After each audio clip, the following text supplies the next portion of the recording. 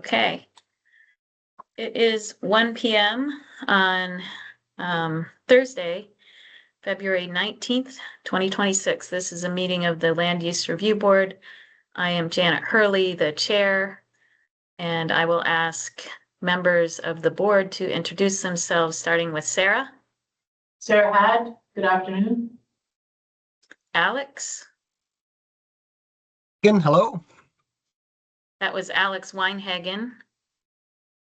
He was, the audio was a little funny. And Brooke. Dingledine, hello. Oh, it was a little funny for Brooke too. Brooke Dingledine. Kirsten. Kirsten Sultan, can you hear me? Yes, it was perfect. Great.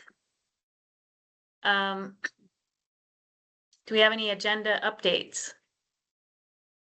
I think we need to change the or expand item F on the agenda. It says discussion of potential Act 181 legislative changes. I think we want to discuss potential legislative changes in general beyond just Act 181. Okay, thanks, Alex. And Sarah? I would also like to add a discussion of the CCRPC questions regarding their application, pre-application. How much time do you want for that? 5 minutes.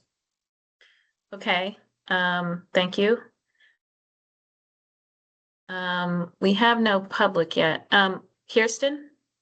I was just going to mention under item F as well, depending on how the board conversation goes, we may or may not want to have an executive session concerning Act 181 related language. For instance, wood products manufacturing legislation Okay. that's been drafted, for instance. Right, and I think rather than just discussion, now that I'm thinking about it, we might make a decision about how we, where we stand as a board on some of these legislative proposals. So further than just discussion, we may make a decision or two.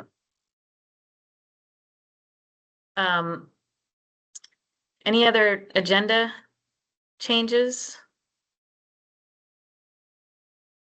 Okay. I don't see any public, so I think we can move on. If people arrive, we can return to that. Brooke, sorry. I think since we are changing the agenda in such a way that we might take action, at least to articulate our positions or what have you, I think we should probably make a formal motion to amend the agenda as we have just discussed. So if you'll entertain the motion, I can make that. Yeah, I will. Second it. Okay, further discussion on that motion? Okay, let's vote. All those in favor, say aye. Aye? Aye. Aye. That is 5 ayes. That's unanimous. So we have amended the agenda to include 5 minutes of discussion on CCRPC questions and to discuss general legislative changes or proposals that are out there with the potential of a decision on them. All right. We have a consent agenda item to review and approve the minutes of February 9th and February 10th. We had one suggested edit for the February 10th meeting in Lamoille County. Do we have a motion to approve those minutes? Yeah, I'll move to approve the consent agenda items. Great, thank you. Brooke. I'm not clear on what the change was, but I did want to ask for a revision of the February 9th minutes in terms of it indicating that I revised the annual report. I don't think that's an accurate description. Right. I reviewed it, but I would suggest just striking that altogether. I don't think my involvement was of any significance to note. Okay. Okay. I agree with that. And then Kirsten had some suggested edits to some questions or comments attributed to her at the Lamoille County meeting. Yeah, so Um, those were in an email, Brooke, today at 11:27 a.m. I'm sorry, I Great. didn't see that because I was Oh, that's traveling. okay. Sorry, it was rather sort of last minute. And the other thing I just wanted to note in terms of the Lamoille regional meeting. I wanted to clarify that it's North Hyde Park. That is the village that's seeking 1B status. So if I could just have your approval to make sure that I accurately portray the information with regard to which are the village centers that are actually going for the 1B designation, because it was a little bit confusing in the materials, and then we received subsequent information about Wolcott choosing not to go forward, that kind of thing. so are you suggesting changing the minutes? Yeah, I just wanted to reflect change the that? minutes so that I could make sure that we correctly was clear. identified those municipalities. Okay. Because I think it said Hyde Park, and it's Hyde Park asking on behalf of North Hyde Park. Not the Um, other Hyde Park Village, correct? Right, and actually Morristown, we don't have the official request materials, but we are anticipating that will happen before the final.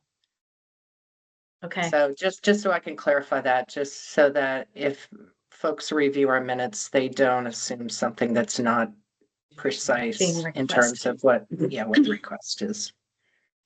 okay. Maddie?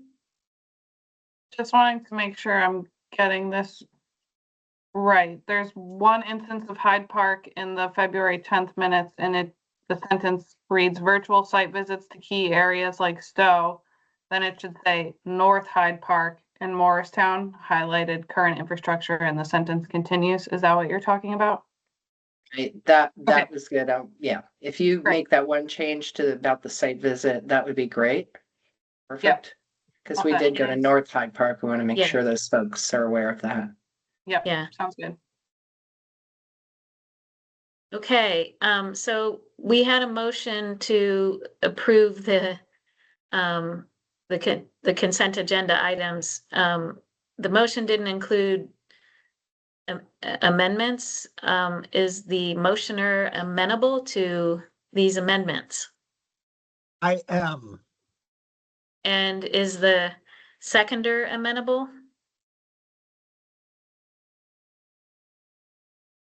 I don't know that anyone actually seconded it. Oh, I thought Kirsten did. Okay, I don't think I did, but I will second. okay, sorry, It's okay. gotta pay more attention. I might have Um, seconded. I'm not remembering.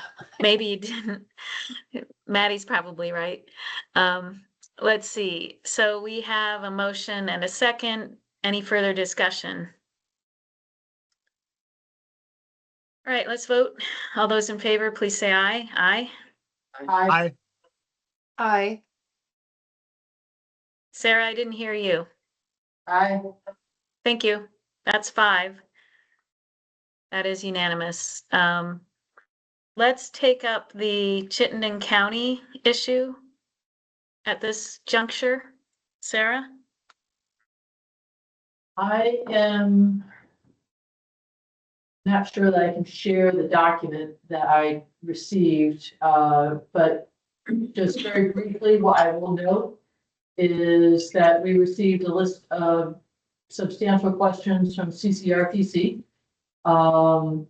that they would like to broach with the board regarding their future land use mapping. There are a series of, let's see, 11 questions regarding their future land use. And I think when we discussed this prior, simple questions the designated staff person could answer, which would be myself. And more complex would bring to the board, or we would ask the applicant RPC to come to the board and pose the questions. And I believe that this would be a good scenario to bring CCRPC to the board to have them pose the questions to us. Okay, and do you need anything from the board today? Or are you just forewarning the world that we're gonna invite them? Well, this is the first one that we've done, so I wanted to check in with the board on this and ask permission to invite them to our March 2nd agenda to pose the list of questions to us. Not that we have to answer them, but we can hear their questions and ask questions of them. And maybe entertain an answer or two. Hopefully. Kirsten, Sarah, do you think it would be, advisable for them to try to put their questions in writing so that board members could have a chance to consider them before the meeting? they are. I think, Sarah, didn't you share them? So, With you, Janet. Oh, just me? Okay, Yes. okay, for me, I welcome a board, inviting them and having that ahead of time. Yeah. dialogue with them, but I would hope to see information in advance would be helpful to me. Yeah, we can Yes. absolutely share that. Sorry, I didn't look at who was copied. I just assumed the whole board was.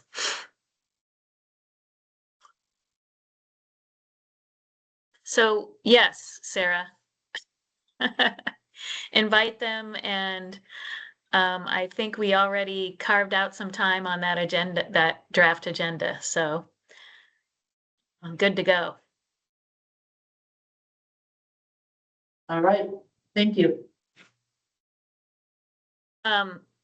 With regard to that, it might make sense to notify any parties that requested notice of the CCRPC's application to us, that we would be doing this. And I think it was just BNRC. Maybe we can send out notice via the database for the certificate of service list. All right, I'll follow up with Maddie on that. Okay, thanks. Yeah, assuming that that's easy enough to do digitally, I think that would be advisable. Okay, we'll do that. Okay, I think we can move on to tier 3, Alex. Yes. So this is another opportunity for the board to better understand the draft of the tier 3 rules. This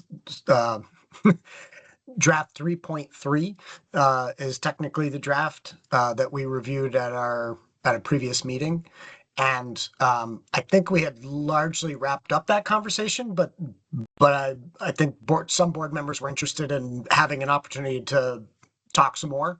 So as I indicated in the email I sent you, I don't have a script for this. I don't have particular talking points to walk you through anything. This is really just your opportunity to ask questions or noodle a bit further. Yeah. I think I've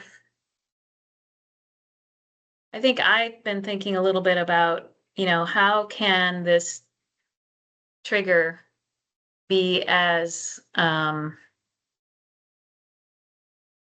non-cumbersome as possible to particularly small landowner applicants, but haven't really gotten anywhere with that. I thought about, can we exempt single family homes? and just rely on the road rule for that trigger.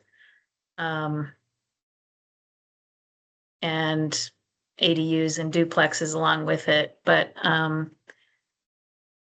I haven't come to any kind of eureka moments about it. Kirsten, you have your hand up. Go ahead. Yeah, so just to continue and sort of follow up on an element of the last board discussion, you may recall we were talking about projects that are located on a tract that features some tier 3 area, and a portion of the project is within the tier 3 area and a portion of the project is beyond the tier 3 area. And the board, as I understand it, has I think generally agreed that the Act 250 jurisdiction and review would be limited to the tier 3 area. And what will we do? You know, I was asking like, well, what are we going to do if like certain elements, you know, beyond that tier 3 boundary are sort of fundamentally, you know, relevant to the project, like a building. Like if the building straddles that boundary, how might that be reviewed? And someone asked me to maybe contemplate that. And I have thought about it. And I just don't think that's going to work. Like I don't see how you sort of review half the project unless the review is more tailored to the tier 3 resource in of itself. Like I sort of like that sort of Yeah. physical impact on the resource. So that's just kind of something Yeah. I've just wanted to kind of follow up on. And Yeah. Yeah, I don't know that we went there last time, but the idea of reviewing a development for its potential impact on traffic in the area and only reviewing the one lot and one house of an 8-lot subdivision and just reviewing the one lot that's in the tier 3 area seems awkward. And so I take your point, Kirsten, that this idea of tailoring the actual review in terms of what criteria are going to be Relevant. reviewed is, yeah, Well- which criteria are relevant to the resource that caused the jurisdiction to trigger in the first place is an attractive thing to think about, even though the statute as it's constructed doesn't allow us to do that yet.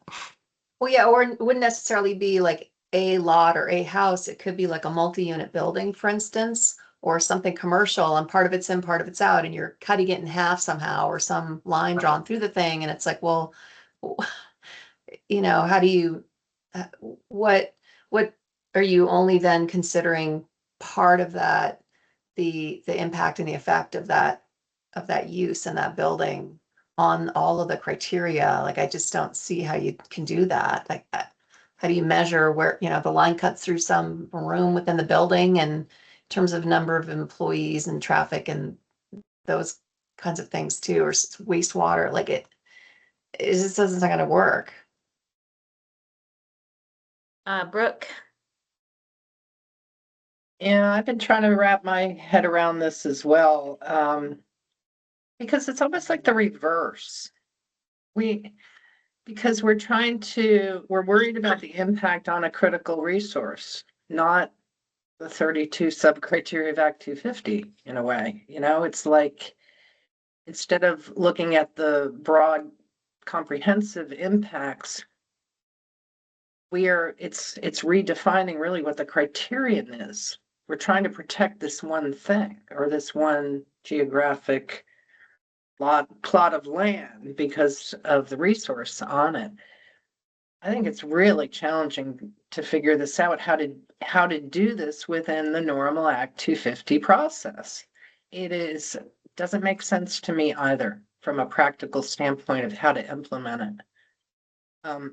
And let me just throw out, I can stop there because I have another issue I wanted to raise, but you tell me, Janice. Well, no, do you think that there is a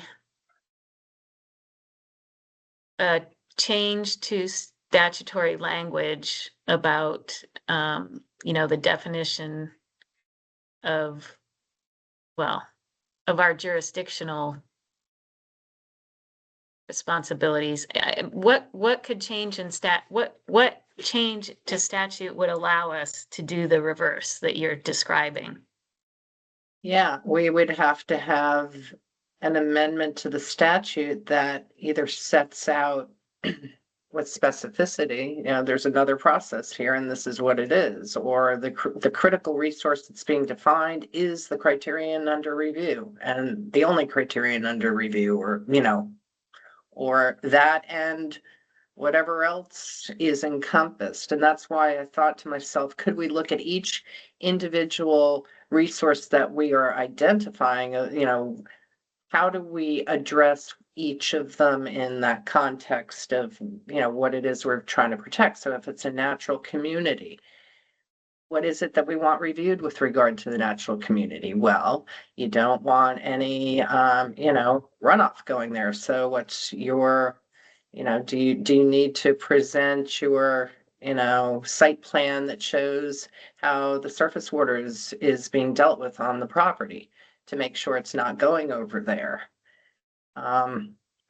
But the other thing that I have been also trying to give some thought to conceptually is, while I've been jumping in and working on road rule now and trying to understand how to write definitions that are trying to accomplish the goal of, it's not just preventing fragmentation, but it's to promote clustered development, and trying to understand how this will all work.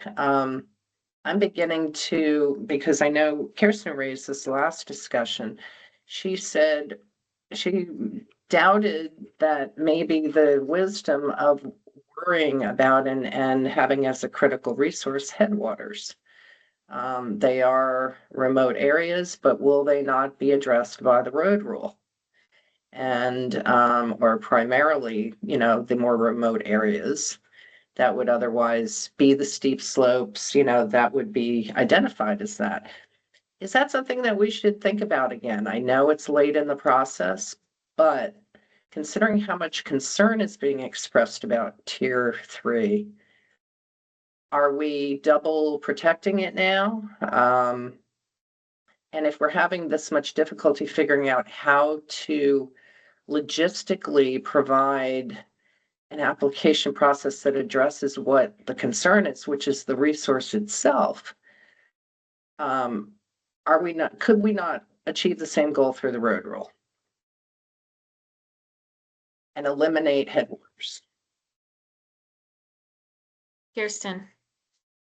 Well, yeah, I'll just add and clarify a little bit. In my mind, the higher elevation headwater streams, in my mind, and the you know, the subset that's been identified as, you know, the steep, this is not generally developable land. Like, you might have a utility crossing, you might have a road crossing. So I just kind of wonder what that's in sort of in the big picture really Accomplishing. Yeah, in terms of like safeguarding that resource and from, or making sure that development doesn't adversely impact it. And then I wondered, I mean, very frankly, like, maybe there's a different tool, like you know, a stream buffering or some other mechanism that, so it's because of that, limitation on development that I just wonder. Right, it's a how- natural limitation on development. Yeah.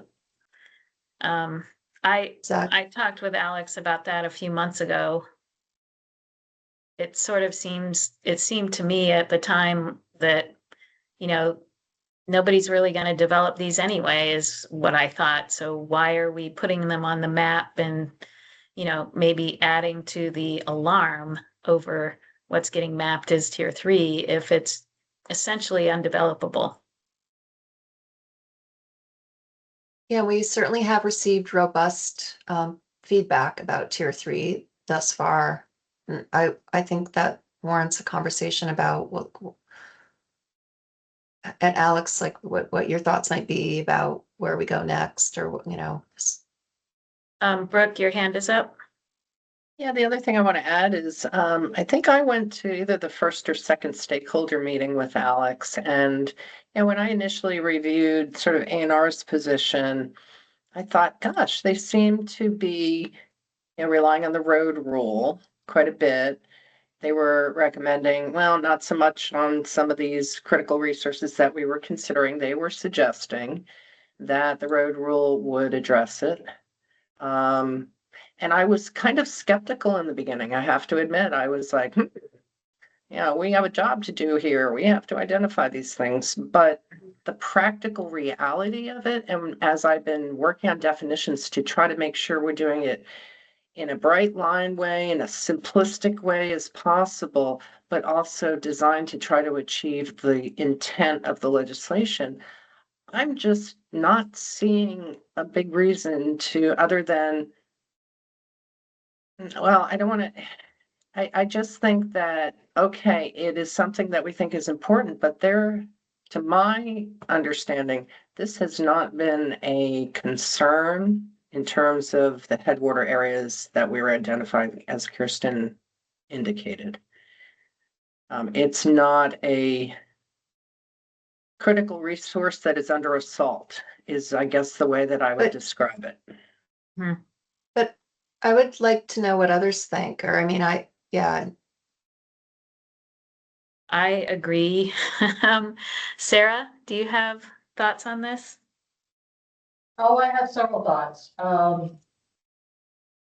So if I could just go back to what Brooke was articulating, which is that, it would be wonderful if we could apply Act 250 in a much more limited fashion in the tier 3 area and make it relevant, especially to, the resources that we're trying to protect.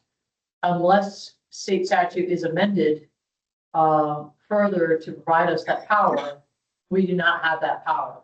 So in taking a look and trying to apply all the Act 250 criteria to a single instance of tier 3 in a very limited fashion, it becomes really clunky and not the right tool for the job. And so I think with that sort of framing everything is, I think that pushes me to really consider limiting substantially the amount of tier 3 area. And I think with headwaters, something that I'll come back to is that there were other avenues to look at preserving headwaters. And so I'd love to hear from Alex a little bit more about that, because I too attended one, and it was Morristown, and it was ages ago at this point, and hear what some of the thinking is in terms of other avenues for protecting headwaters that might not involve tier 3. I think what others have suggested, and I agree, is that, maybe that's what the road rule can do. These are, more interior areas for the most part, aren't they, Alex, that are getting mapped in this category? You can look and see that for yourself. So if you go on the tier 3 map viewer, and which starts with the tier 3 areas indicated, and then you click on the map layers icon and scroll down and turn on the reference layers. And then within that reference layer group or reference area group, turn on the road construction jurisdiction layer, which comes up in gray. And I've been doing that as you've all been talking, per Brooke's point. And obviously you could do a GIS analysis to understand what percentage of these areas are in the road construction jurisdiction area, potential area, and not. But just a casual wandering around, you're very, very, very much right. The vast majority of the headwater stream areas that we've identified are in the areas that are likely going to be jurisdictional due to the road rule. They tend to be, you're 100% right. They tend to be in areas removed at higher elevation, where on the steepest slopes, because of the way we've identified them, which puts them further away from roads. And so likely most of them would be covered if there were development proposed there based on the road rule. I think that My heartburn with the headwater stream areas is partially the point that you're raising about these are likely areas that aren't going to see much development. Could see someone trying to put a road or a driveway through them to get to flat land on the other side. But so that it's partly that. But my biggest heartburn is that we were trying so hard to focus on the most sensitive areas within the broader concept of headwater stream drainage areas that we've narrowed it down to very small and potentially meaningless chunks. And, you know, in some places, like right now, whoever's sharing the screen, you can see the light green are the headwater stream areas and the gray are the potential road construction jurisdiction areas that are more than 800 feet away from a road.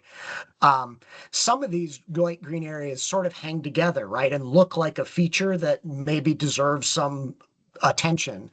But then there are lots and lots of others that are just tiny little chunks that happen to be where our 4 criteria for trying to narrow it down landed us. And honestly, in some places it just seems awkward, and maybe not addressing the problem that Act 181 was intended to solve, because we're being so reticent to map a much larger area. And let's be clear, actual headwater stream drainage areas are vast in the state. We have a lot of topography. We have a lot of riparian areas. And as I talked to you about much earlier on in this process, if we just used, you know, typical definitions for where headwater stream drainage areas are, it would be like 80% or more of the state.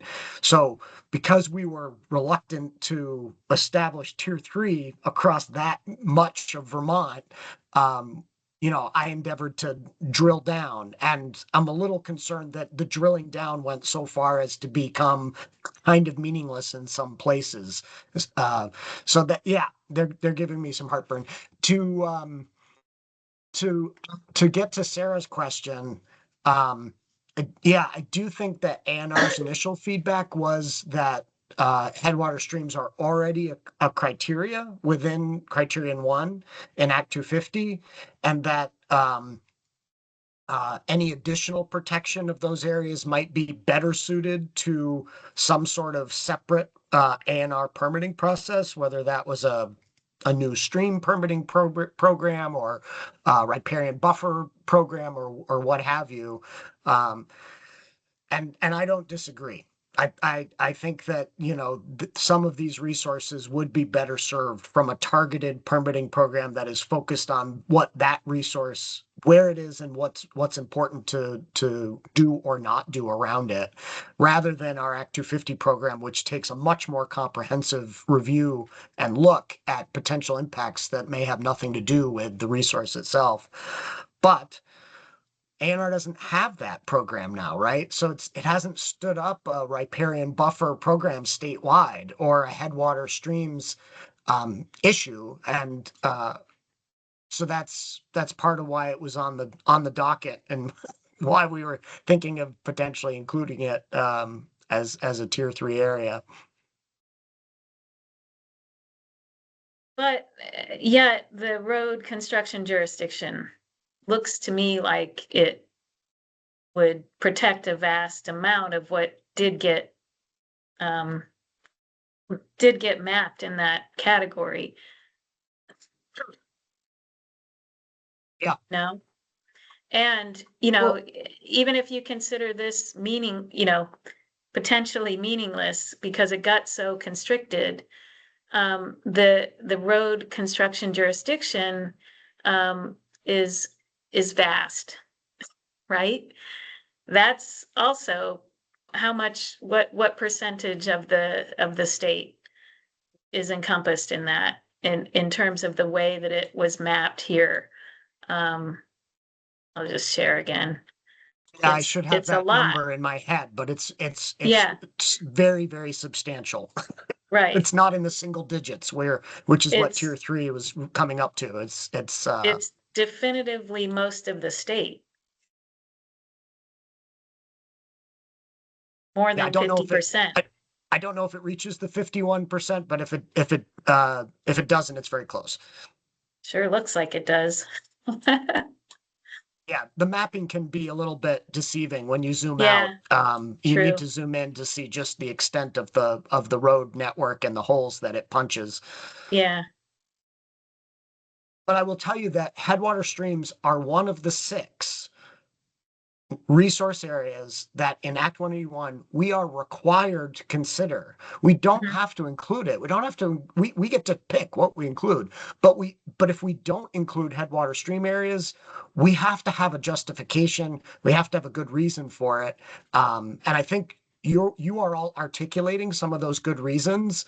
And it's just frustrating um, to have the reasons be practical, like we can't figure out how to make a review process work, rather than more substantive reasons around the resources adequately protected or through another process. So maybe the road Oh. rule is the answer there. Like that is the substantive answer. Like 90% of headwater stream areas as we've mapped them are in those areas and will likely trigger jurisdiction because of the road construction jurisdiction provision. Maybe that's the substantive answer.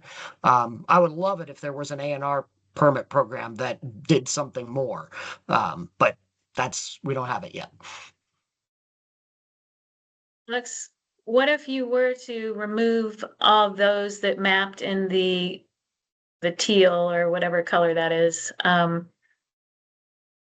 that correspond to where the road rule would be effective? And, then you get some of these little slivers left. Would that be a meaningful, um, Yeah, I don't know. I mean, I'm not yeah. sure. Can I jump in? Go ahead, Kirsten. Okay, so this map that we're looking at, as I'm understanding what is being shown, it's the 800-foot setback from the existing road network. And it's, Correct. Is it 800 or right, so 2000? it's It's showing 800. 800. So that's what right, this is conceptually depicting is that Act 250 would have jurisdiction everywhere in those gray areas beyond 800 feet. And I do not believe that we as a board, with respect to development of the road construction jurisdiction guidance and driveway, have reached this conclusion. And I think it's going to depend on some of the specific details of how this gets implemented. And I think that's an important conversation that we haven't had yet. So I'm not saying that I think the road rule is going to be the thing that provides this protection of headwater areas everywhere that's shown in gray here. I just want to make that clear. Right, And 'cause nor it do might I, not. It only triggers if there's a road that triggers. So it's not that everything you do in that gray area gets Act 250 review. It's right, only that's the if point I'm road. making. Yeah, So I yeah. think So, we would benefit from if we're considering this resource in part through the lens of the effectiveness of the road rule, then I think we should need to better understand exactly what how that will work. And I know Brooke and Sarah are going to be bringing back to the board, for a continued discussion of that. And Kristen, I don't think we need all of that discussion to understand, some of the nuance here. The statute says it's 800 feet for new roads. It's 2,000 feet for combined roads and driveways.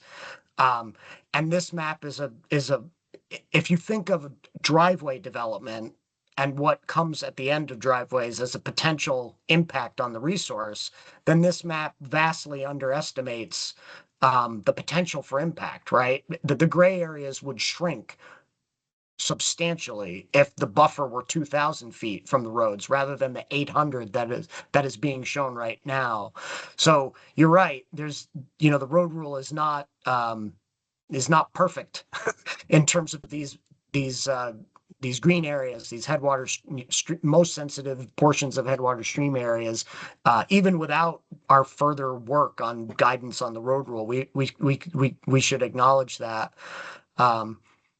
So again, I think that an A&R permitting program that had something specific to do with that would make me feel much more comfortable. But practicality matters. If you haven't figured that out about me, you will today. Like, if it doesn't practically work, then all the best intentions that we might have and that the legislature might have had to protect the resource are impossible to achieve. It has to work. And it seems like we're having some real issues with it just practically working the way it's been drafted. And Brooke, I hear what you're saying about, A&R not having any specific, program to protect the headwaters, but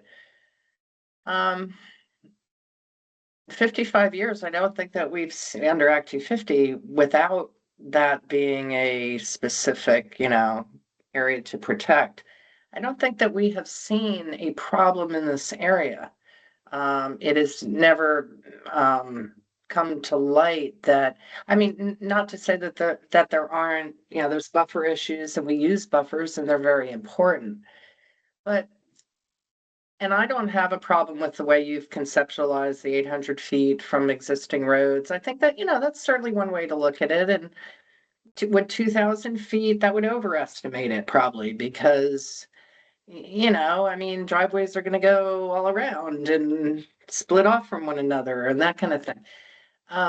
But I think to demonstrate how few headwater or the rare, the most pristine or the top of the faucet, whatever you want to call it, of these this critical resource, to get there, you're going to be triggering jurisdiction anyway, is really how I feel that's the reality of the situation. And we're trying to find a way to encourage, the clustering of development, not the sprawling of development. And so if we have found a mechanism through the road rule to accomplish that, I don't think that we're ignoring the other thing. Because as I say, it's not a critical resource under assault that I'm aware of, and it is primarily in remote locations. I know it's a lot of work that you've done on this, and I think it's great work that you've done on it. I just see it as being more of a negative than a positive. I don't feel like it's adding value to the process, and it's just creating more concern that should not is not useful, and I don't see this moving us ahead to protect the resource in a different manner. And let me be clear for all of you, the work that's gone into this has been necessary, but it's not sacrosanct. You don't have to apologize for suggesting that the rule or the mapping get revised or just flat out thrown out and start over. Like anything's possible. We're not close to the final draft that has to go in front of a final public hearing, and we'll talk more about when the date for that might be and how that might be different at our next agenda item. But so yeah, don't feel bad, Brooke, about suggesting maybe headwater stream gets tossed. I just want to make sure that Alex we're is making making the same that decision suggestion. based on real, based on a considered judgment and not just, it was a little hard to do and because we do need to justify it. It was one of the 6 resources. So at least you may not think that, the last 55 years resulted in damages to that resource area, but the legislature did, I think. I think that was why they included Yeah. it as one of the 6 resource areas we had to consider. So we just need to consider it. And we are. Well, and and what caused that damage? Was it, sprawling sort of suburban style development?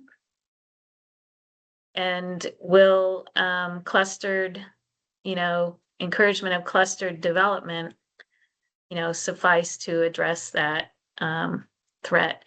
Sarah? So I'm gonna think outside the box here a little bit and just throw something out that I've been mulling over. So the road rule goes into effect July 1st. We don't have any control over that. That's the date the legislature set. I think we're going to do our best to provide guidance on how to do some of the interpretive factors of that, but for the most part, that is as laid out in statute, very little wiggle room. With the tier 3 rulemaking, we had asked for a delay until this fall, and we might be asking for longer. That's when the rule needs to be sort of stood up and put out. But could we take a look at the tier 3 rule as being phased?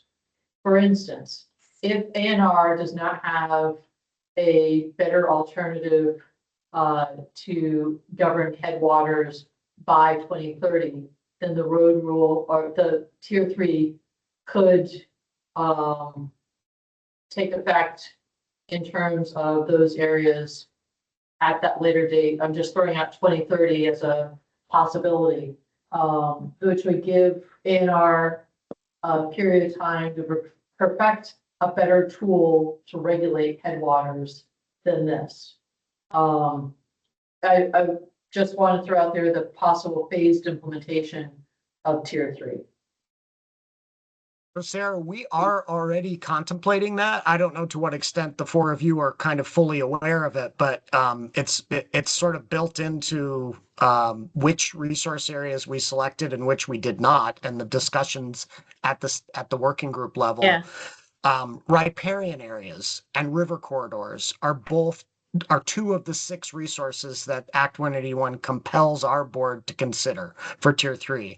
So again, legislative intent, right? They felt like those were important and maybe had been given short shrift in the past. And in both of those cases, we've elected not to include them, at least right now in the current draft, as tier 3 areas. Why? Well, because the Flood Safety Act, also passed in 2024, requires ANR to stand up a river corridor specific permitting program. And we thought it doesn't make sense to have a duplicative permitting, not at the Act 250 level if ANR has a resource specific permit program.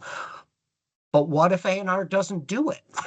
In fact, ANR is in front of the legislature this year asking for their own extension on that very requirement, pushing it from, I believe, 2028 to 2029. And similarly, with riparian areas, ANR said we can likely cover at least some of those through the river corridor permitting process that we are going to be standing up, at least in those areas that are mapped as river corridors, which is a pretty small slice of the overall riparian areas in the state, but it's something. And again, to date, our discussion has been, okay, that makes sense. Let's hold off on including riparian areas as a tier 3 resource, because they're very hard. There are a lot of them, so it's difficult to map and get your hands around it, practically speaking. But B, because ANR is working on something. So your idea, I think we're already planning to make that case when we report back to the legislature after we deliver the rule. We have to deliver a report as well, explaining ourselves, and that'll be part of the explanation for those 2 of the 6 resources. So we could certainly do that for, headwater streams as well, or headwater stream areas. And as I understand the statutory construction, we don't get the rulemaking authority on tier 3 just once. We have it in perpetuity. So we're gonna do this as a first crack, and then maybe in 2 years ANR releases better mapping of a resource that's part of tier 3. So we're going to need to crack open the tier 3 rules and revise them to refer to a new and better map. Maybe at that time river corridor permitting is can't happen for some reason, and we want to start considering that. So sorry, that's a long-winded way of agreeing with you. We have the power to do that, as long as we can rationalize it.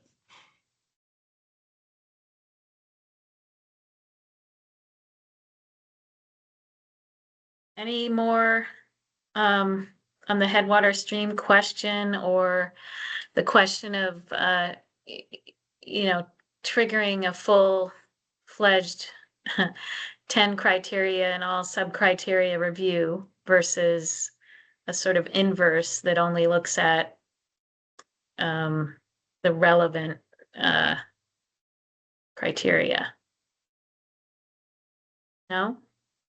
Well, I think we should be advocating for that, although as Sarah said, we don't have the statutory authority. So I think we need to proceed with the tier 3 rulemaking as if we don't have that authority. We have to use all 10 criteria. But to the extent we're going to be in front of the legislature looking for tweaks on deadlines, I think we should be asking for a substantive tweak to give us the authority to do just what you're talking about. Yeah. I'm not so comfortable inventing new criteria that are specific to each of the resource areas. That seems beyond the scope in my mind. I think that's more of an A&R task.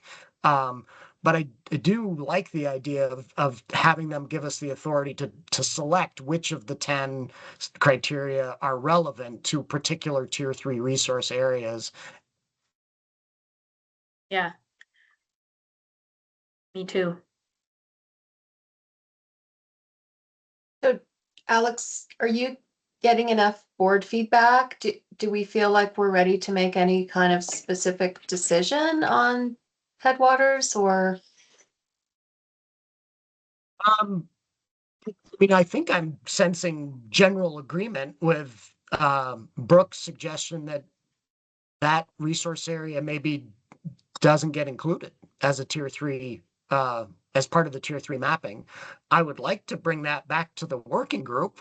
It's a pretty Yeah. substantial change. Yeah, it And get is. their feedback on that. But I'm planning to go back to the working group and get their feedback on all the other changes, some of which are quite substantial as well. So it's not like, Kirsten, it doesn't need to be a done deal today. I kind of like to get their feedback and then come back to you before we Yeah. publish the next draft of the rules and the mapping. Yeah, Yeah. I would like to know what the working group, excuse me, what the working group thinks.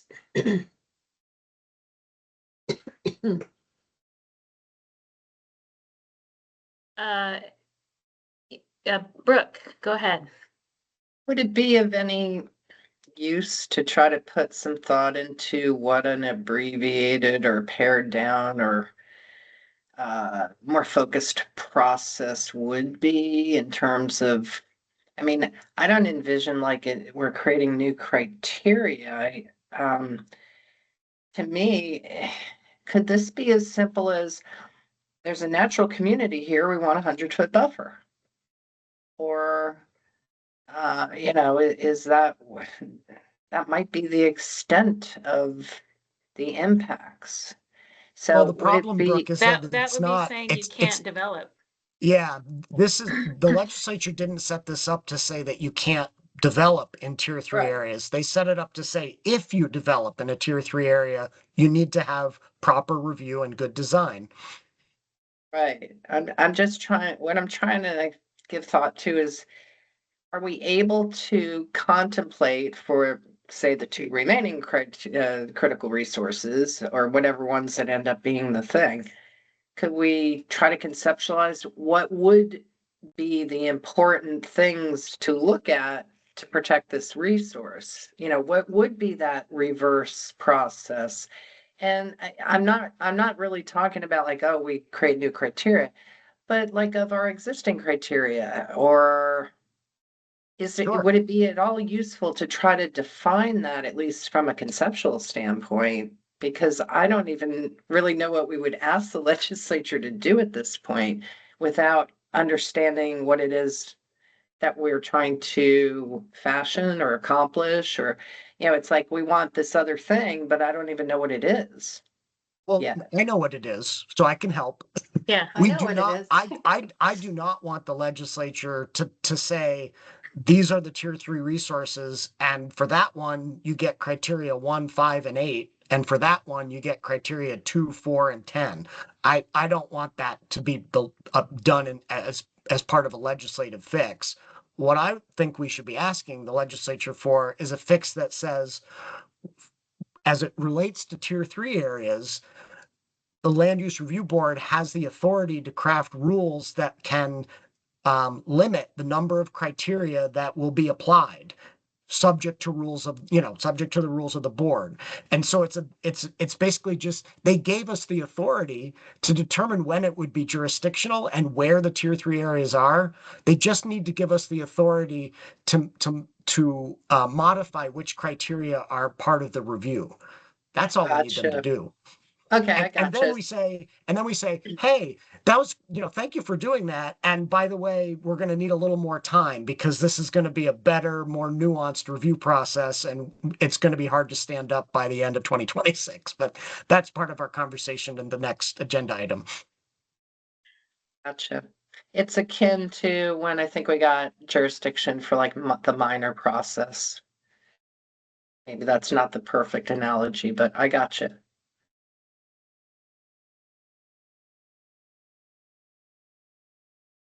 I had tried in the first draft of these rules that the public never saw because it was so rough to do that, because some of the stakeholders were advocating for that. I want to be honest with you, some of them, including one who's on the call right now, were not very enthusiastic about limiting the number of criteria, but some were. And so in the first draft, I tried to do that, and we knew what the 3 resource areas were, and so I went down the 10 criteria and I said, I think it's these 4 that that would be the most relevant to those particular resource areas.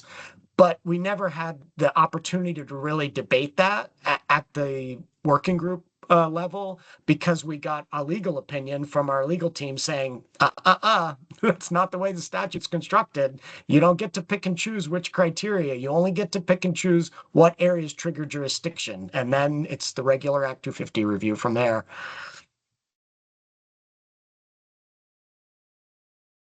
So we have roughly 10 more minutes on tier 3.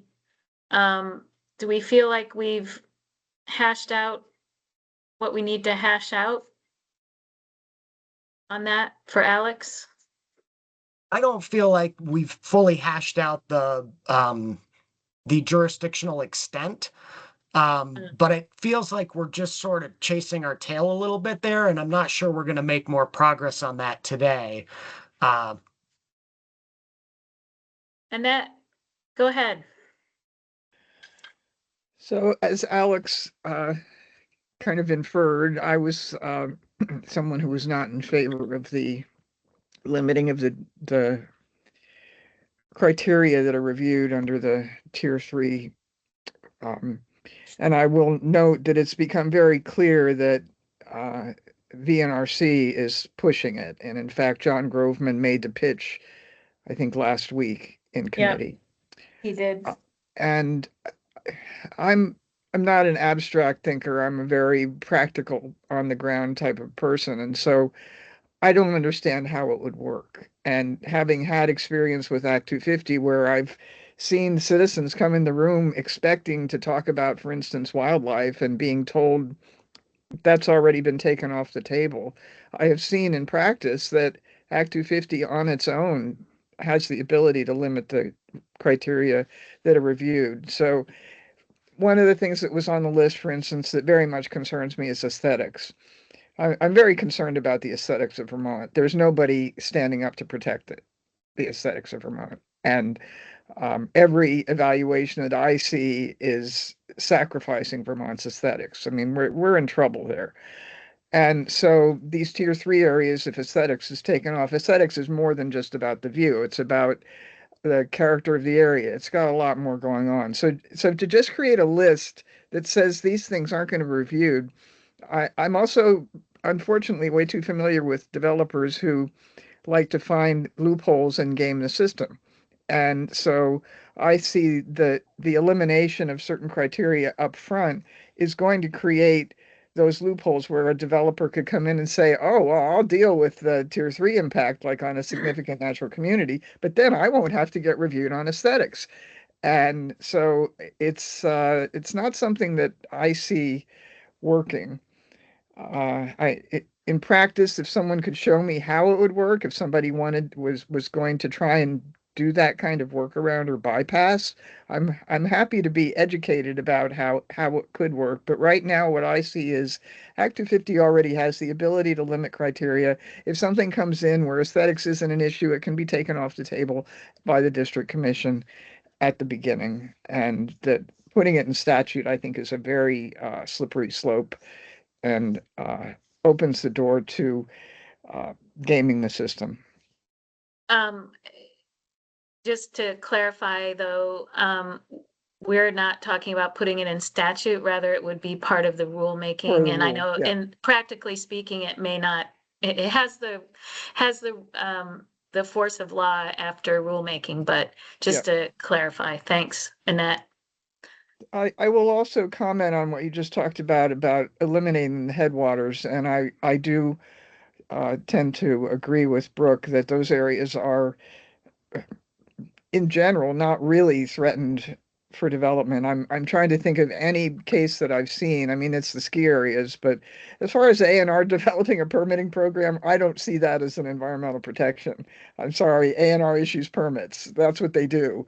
And there's no decent public process there. And it's it is not the way to protect the environment, getting a permitting program. We have supported Fish and Wildlife establishing a permitting program because they have to participate in Act 250 and PUC cases, and they don't get any fees for any of that, and that's a problem for Fish and Wildlife. And so in that sense, we have supported a permitting program, but for headwaters, I don't know, they're just going to issue the permit. The other thing that I will note is that I really like the road rule. When I look at it on the ground and I see the areas that it would encompass, I think it's exactly right. I will also note, as you're heading into your next agenda item, that it's pretty clear to me it's on the chopping block. And so in the conversations about Tier 3, I think you always have to keep in mind what happens if the road rule goes away. Yeah, that's a good point, and it's a point that Alex has made to individual legislators, and we'll probably make tomorrow if we do talk about Tier 3 with them.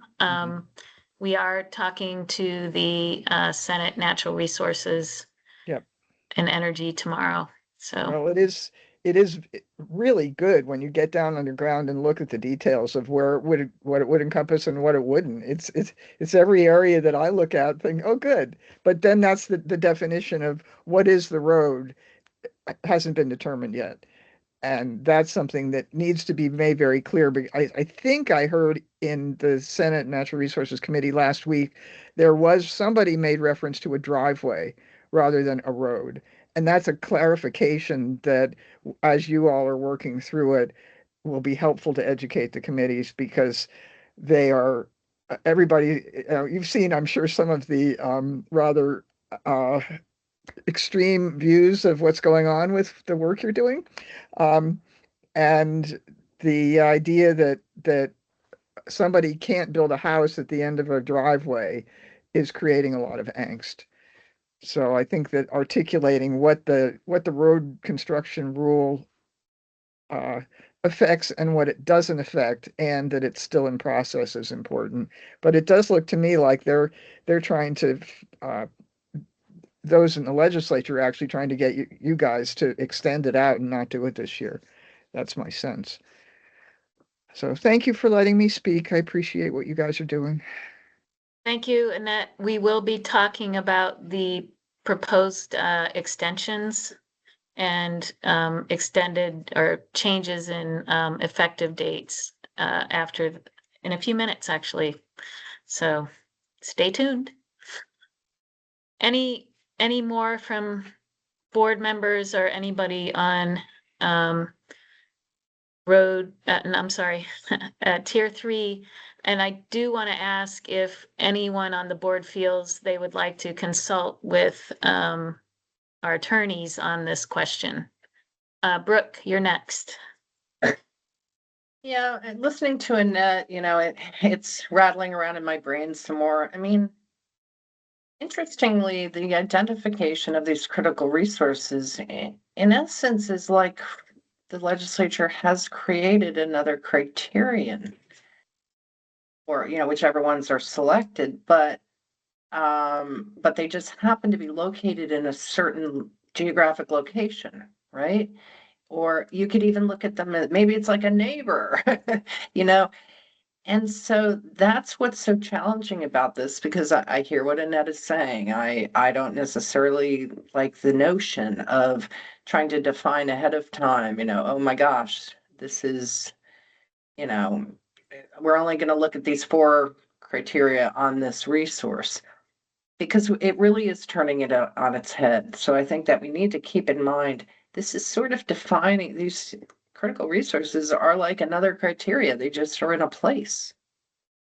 So trying to change this to be something different is a real challenge. Yeah, thanks. Kirsten. I just wanted to touch on a little bit of what I heard from Annette, and one of the important elements being that the district commissions already do limit their reviews. I don't know if that was the exact word that was used in that. Apology if it wasn't, but it's true that the district commissions will, in my observation and experience, will signal that there are some criteria, or that there's no impact, and sometimes it's just kind of the inherent nature of the property or the project is such that there's really very limited information that's needed beyond maybe checking a box on the application form or putting a very cursory reply with respect to that criteria. But it does not mean that that criteria is completely off the table, so to speak. Like, someone can still come in and you know, put forward information about it and ask the you know, that the commission take it up. So it still has to be met. Like, all the criteria still have to be met for, as I have always understood it, you know, every application. So I guess I would just I just want to make sure that that's understood. And then the other thing is, you know, thank you for mentioning aesthetics. I do think when we're talking about the headwater areas, I mean, these are somewhat higher elevation areas, right? And so they do have more, perhaps, you know, some potential sensitivity for aesthetic impact. I mean, it's not the ridge lines in themselves, but it's you know, in the areas that, you know, drain down from those areas. And I think that's also, if the board found itself in a position of being able to tailor which criteria, like that a subset of the criteria would be the ones, I think that's the kind of thing that should be considered, right? Like, what's the feature of this land area, and what would be the criteria that could provide protection? So that should be reviewed by a commission. So, and you know, I'd be happy to confer further with our attorneys about the boundaries of our, you know, authority, but I'm interpreting that you know, it's clear. I guess the only potential question I have is that does, like, we don't have the authority under rulemaking to do a more tailored set of criteria. Like, that's my understanding, but you know, maybe we do have a couple attorneys with us in the meeting right now. If they think we would if, you know, I would welcome them letting us know if they think we should have a conversation about this with them too. Well, I mean, we do have an executive session on our agenda, and we could just talk about that during that executive session. Yeah. It says great. memorandum, but I think we can have attorney-client communications rather than on a prepared memorandum. So when we move to go into executive session, we can word it that way. So we have 1 minute left. Any last thoughts on tier 3?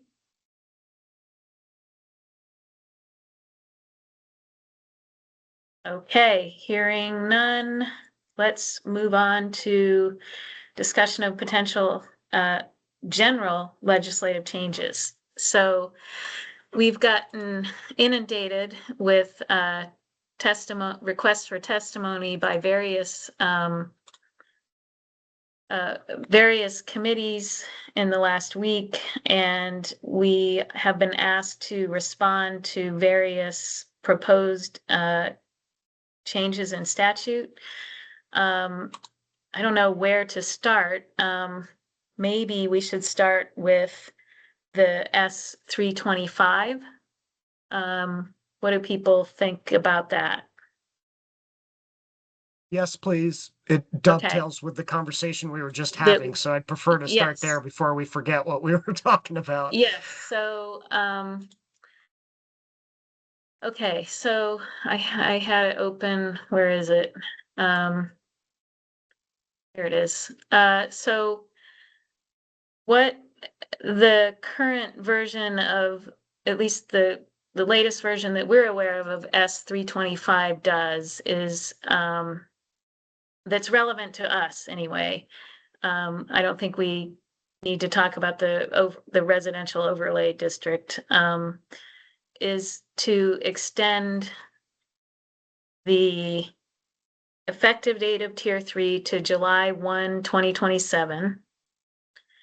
It would change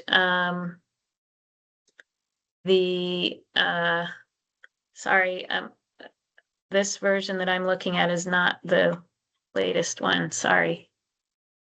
I know I have it open somewhere, hold on. Testimony.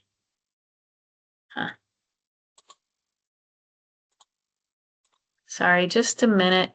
We can help you, Janet. Do you have it open? Others have reviewed it. Brooke's got her hand Yeah. up. Janet, are you Share mine, referring if you to want. draft 1.2? The one Or is that there- Alex shared with us in the latest email. Go ahead, Brooke. Okay. Go ahead, I got it. I'll share my screen. Okay. Yeah, so. There we go. The first deadline they have changed in here is for the road rule to July 1st, 2027. Yeah. And that's the one I want to speak to. Okay, go ahead. Please, July 1st is not the deadline for the change of the situation with roads. January 1st of any year would be much better because of the construction season. If Yeah. we can please provide that as a really, really important thing for being able to know what pre-existed a certain date or deadline. And Brooke, would you recommend July 1, 2027? No. Or July I 1, think January. 2028? No, I'm sorry, I meant to say January, but 2027 or 2028? I think 2027 is fine. We're So not I'd like to give a counter proposal. I think that the current effective dates for Tier 3 and other pieces of Act 181 are tied to a December 31st date. And so as not to confuse anyone, I think we should keep with December 31st. And I would propose that we recommend to the legislature that the road rule effective date is December 31st of 2027. That kicks it a full 18 months forward in time, puts it where Brooke thinks it should be. And I completely agree with her about not having an effective date in the middle of the building season. And if folks are feeling that that's a good date for Tier 3 and Criterion 8C and some of the interim exemptions to all sort of be synced up to, then, it would be easier for everything to sort of come into existence on the same date, that being December 31st, 2027. Yeah. Synced up. I wonder why they weren't synced up. I don't know if Pete, whether you have any insight on why they chose the effective dates that they chose and the deadlines that they chose. Yeah, nothing to add on that. I mean, there's some rather odd dates in there in terms, yeah, so no. And I July know that, 1st July Sorry. 1st tends to be the effective date of legislation when it's enacted during the session. Mhm. I don't know why, but So, Good point. so just to summarize though, what we would ask under Alex's proposal is that the effective dates all be synced up to December 31st, 2027. That would include the road rule, that would include tier 3, that would include 8C. What I'm proposing. And then that the interim exemptions, are you proposing that those would expire then, or could those continue until they are being proposed currently? Yeah, I'm not sure that syncing up the interim exemption extensions, that sort of fell out of my mouth. Sorry. I don't think that Yeah. that needs to be tied to this same Okay. date. I think that's more a function of when we feel that, tier 1B and tier 1A will sort of come to fruition, right? Because that's what the interim exemptions are for, is to get us through the period of time where those permanent exemptions are coming into effect. And I think we all probably have different ideas about, how much time is necessary to allow that to happen.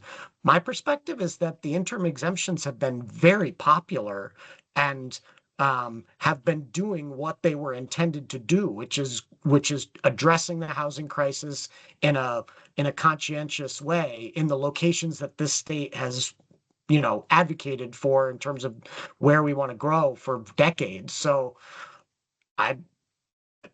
pushing that out a bit longer sounds good to me, but I'd be interested to hear from you, Janet, and from Sarah on when you think tier 1B and 1As will sort of make their way through the process. So, under the current schedule, whereby all RPCs must have an adopted Act 181 compliant plan by the end of this year, the tier 1Bs, at least the first round, would essentially be in effect by the end of the year. There may be one or two RPCs who may not get our determination of compliance until after the turn of the year, but their interpretation is that the statute says they have to have an adopted plan by then. It doesn't say that the board must approve that plan by December 31st. So in any case, that's just a little caveat, but the first round of tier 1B would be in effect as each of the 11 plans are approved throughout this year under the current deadline for the RPCs to get those plans to us. The tier 1A is going to be as those plans are confirmed by us, then municipalities would make tier 1A applications would come to us, right? And Sarah knows of 8 that are maybe chomping at the bit. Sarah, is that a way to put it? And so we could, and I don't know if all 8 of those are within regions that are, more on the end of being ready to finalize their plans so that they would all be in effect long before the end of the year. And we may get some tier 1As then before the end of the year as well. So does that answer your question, Alex? Yeah, I have some follow-up, but I think Sarah has her hand up. It's a little hard to see with the screen share. Maybe we could take the screen share down just while we're talking, and yeah, thanks, Brooke. Sarah? So a little bit of a different take on it. I've been actually disappointed by the number of municipalities that are not interested in getting tier 1B at this time. I think you have our RPCs have been working very hard to try and encourage and provide information. But I think as with so many things with change in Vermont, there's awareness towards it and some that don't want to be the first ones in. And that will wait a couple years and see what their neighbors do before opting in for tier 1B. So I think that extending the interim exemptions is fantastic. Because it might get us through that sort of patch where we might get a second wave of tier 1Bs coming in after they sort of see it and understand it. And I think that expanding the interim exemptions also will create sort of a six of one, half dozen of another for some communities in terms of opting in for tier 1B.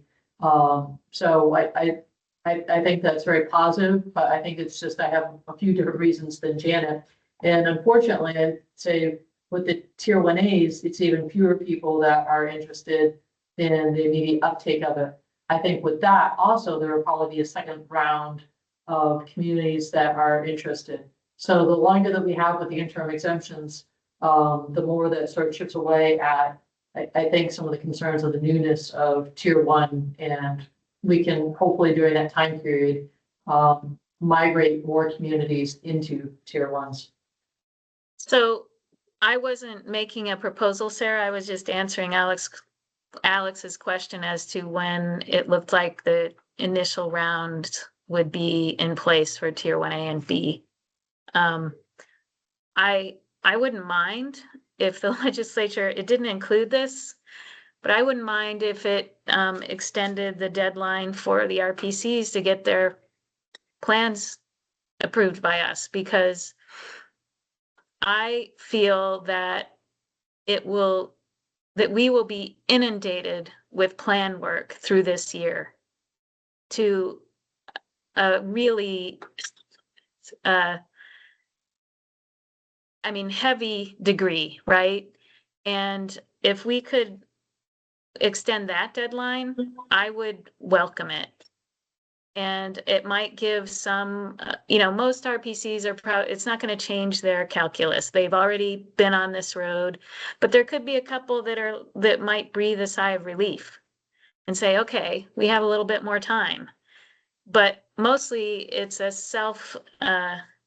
it's for our sanity and the amount of work that we have in front of us in this year, before the end of this year, with basically 22 plans, well, we've looked at 3 of them, so 19, we've got the drafts and then we have the final. And these plans are, they're dense, and I want to give them their due diligence, I want to give our due diligence to the task of considering them. And I'm a little worried about having 6 and 5 plans throughout, most of this year under our review all at once. So I would like to propose that they also consider extending that deadline. Alex? So based on your answer and Sarah's answer, and the fact that I was a municipal planner prior to joining the Act 250 program, I think that allowing the interim exemptions to go on a bit longer is really important.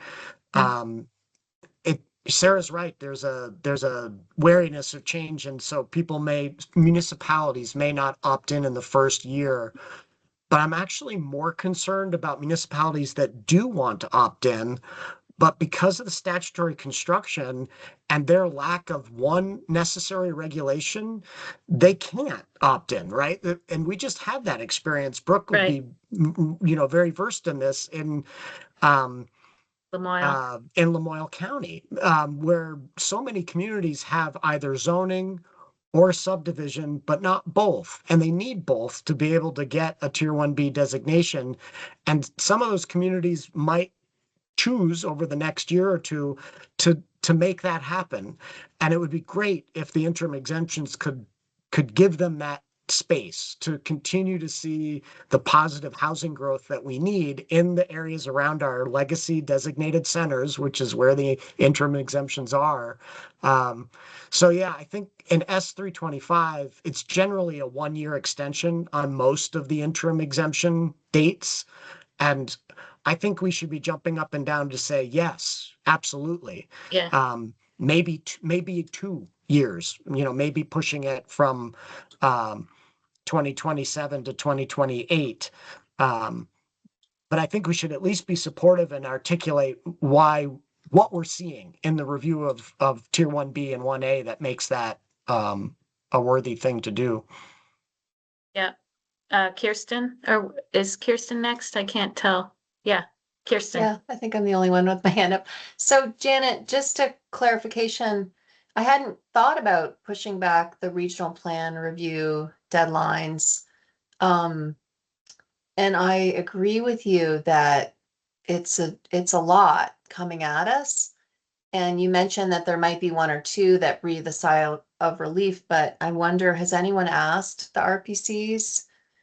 And is there anything afoot? Like, I just wonder, even if they do, it's, they're already on this road and preparing, and it's so much work and so much lead time, to get all that information compiled and all that public process and to get in the door with the pre-application and the plan. Like, do we think it would change much? Like, Like I said, if a couple of them breathe, were to breathe a sigh of relief in it and they could submit their plans a little later to us, I would be very happy, because I'm really worried about our capacity to be taking in that many plans before the end of this year. has anyone And asked them? Well, it's our own self-preservation I'm concerned about, not theirs.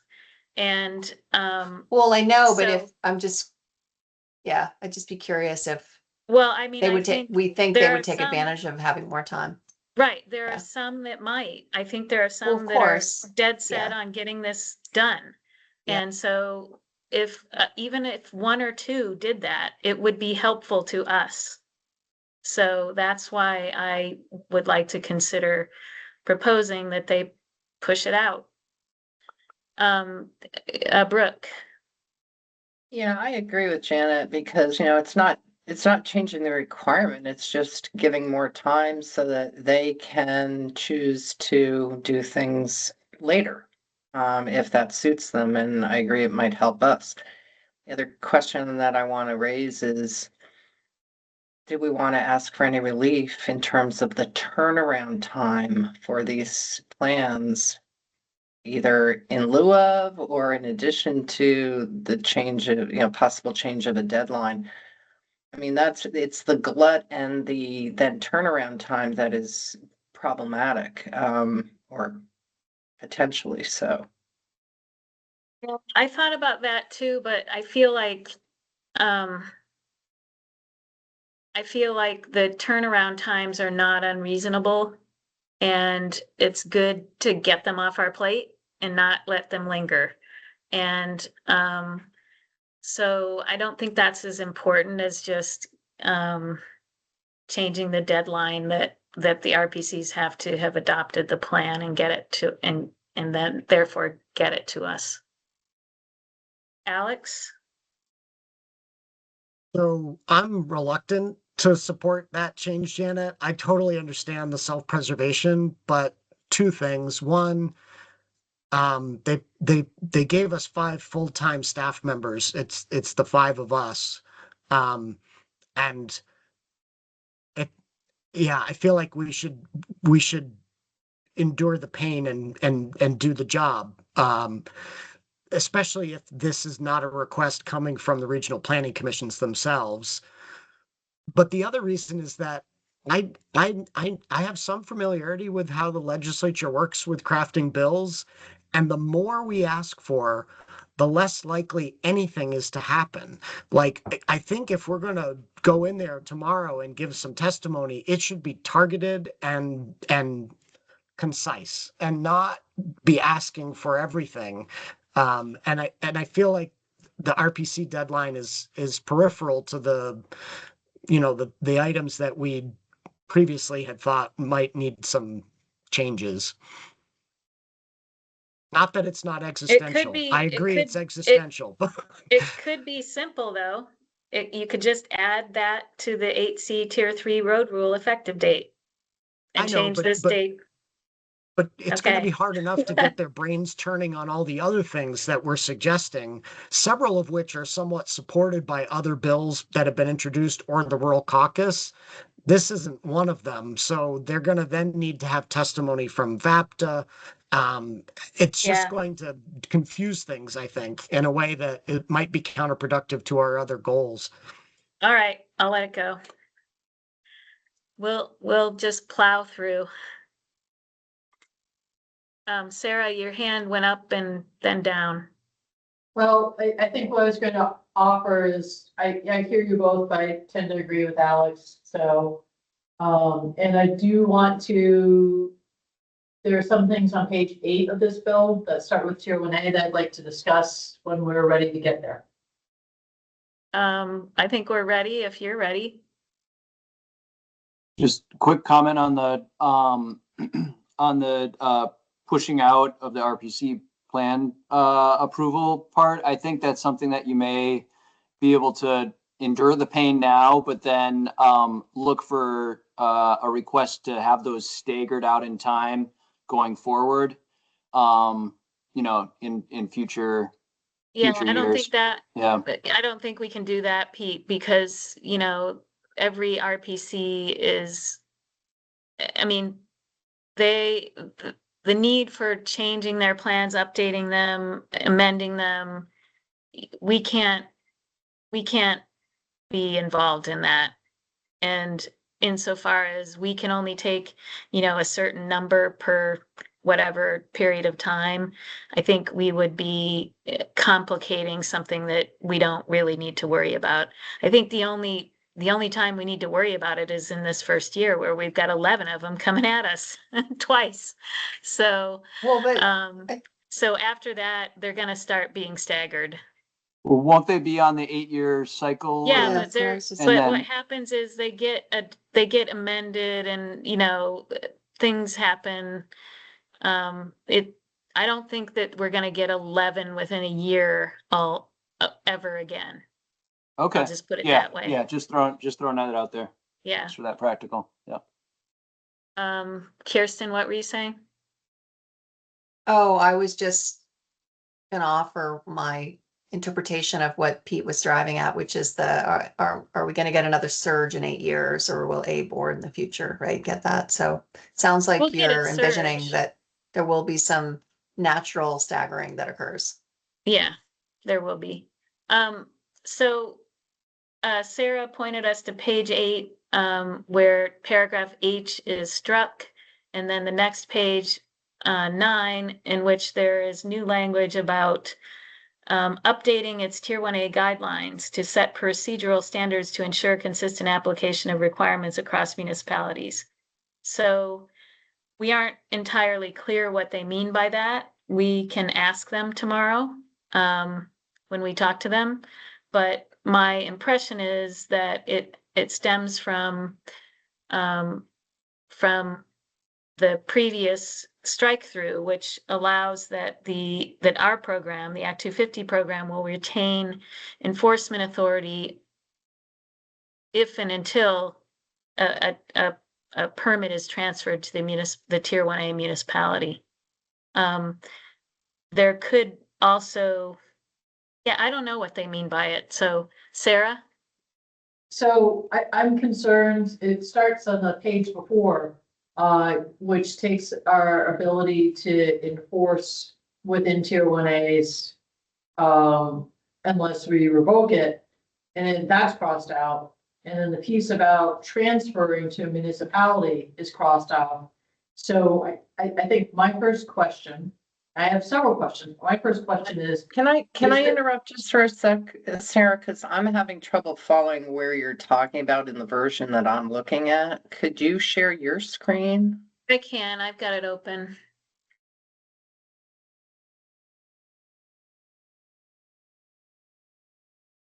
It's the So same. on line 18 to 21, there's a strike through of paragraph H. But And then- there's, I think it's the couple maybe pages before it, that's the Title 10 portion. Strike out. What page? So, On page It's- 3, I think. yeah, it's page 3, the bottom of page 3. Oh, okay. So when you take the cumulative parts of the page 3 and the page 8 edits. Let me pose the question this way. If I was a municipality that had tier 1A and I amended an existing Act 250 permit through my local process, who's enforcing that now? Is it the municipality or is Yes. it still the state? No, it's the municipality. It's been transferred. Well, That's no, what if you this, go back to page 8 now, the strikeout on page 8. It's us, Janet. This change puts us in charge of enforcing our Act 250 permits in perpetuity. oh, so That's- they didn't word it right then. See, That's what I'm concerned about.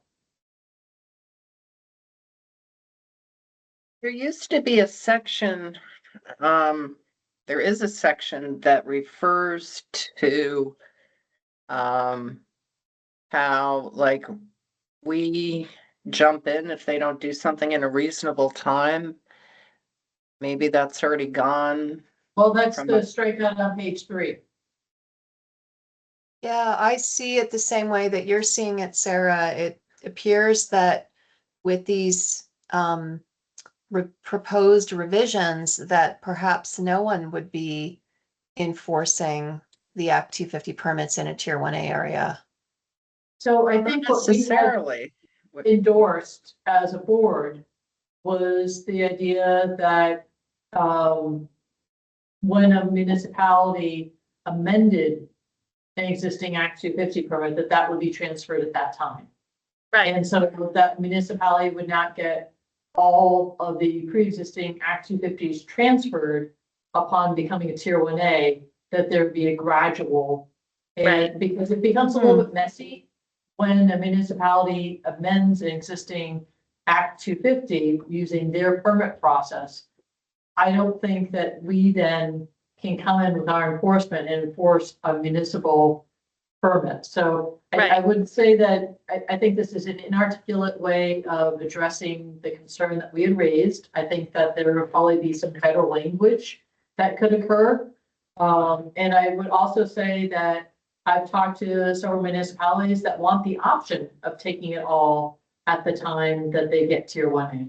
So I think that this is something that perhaps some of the cohorts and VLCT and others could get behind, would be the idea that let a municipality decide. And that there's a gradual transfer. But that I don't think that a municipality wants us coming in and enforcing their local permits. right, absolutely. So the question is, when they proposed the strike through here and the strike through on page 8, did they go too far, and or should there be a more nuanced language that we should be proposing to them tomorrow? And maybe we can talk to our lawyers about that in executive session. Right, But I I think it may be. I think what I would like, and I would like to hear what each of you think, is that there be the option that the Act 250 program retains jurisdiction over existing Act 250 permits, enforcement of those permits. And what Sarah's suggesting is, unless the municipality has said that they want it all. Right? But that we can maintain jurisdiction, enforcement authority over existing permits in new tier 1A areas until the permit is transferred to the municipality by a permit amendment process that is as written in this statute. But Sarah, you're suggesting that there should be an option for a municipality to say, we want it all. We don't want you meddling with our stuff after we get tier 1A. So I'd like to propose three options. I think you just articulated the first two. And then I know this was considered, but I think the third is that within a tier 1A, pre-existing Act 250 permits could go away. I don't know if the board has any appetite for that, though. Wait, say that again? So I think this was contemplated in Act 1A1. I don't think it obviously was not adopted, but the idea that pre-existing Act 250 permits in a tier 1A would go away or be frozen in time and would need to be enforced or administered. Would not need to be or would? Would not. I don't think we want to go there. Does Why not? anybody? If the same project had been proposed after the tier 1A designation, none of those Act 250 permit conditions would be in force, right? It would be subject wholly to the municipal review and conditions based on the municipal bylaws that the municipality regulates. So why wouldn't legacy Act 250 permit conditions simply go away in the same way that a new project would not be burdened with them? Because it Whoa, might, whoa, whoa, whoa, because- whoa. because the That's not it municipality at all. might not, Alex, the municipality might not have those permit conditions. And this, Right. And the point is, in a tier 1A area, those permit conditions are no longer necessary.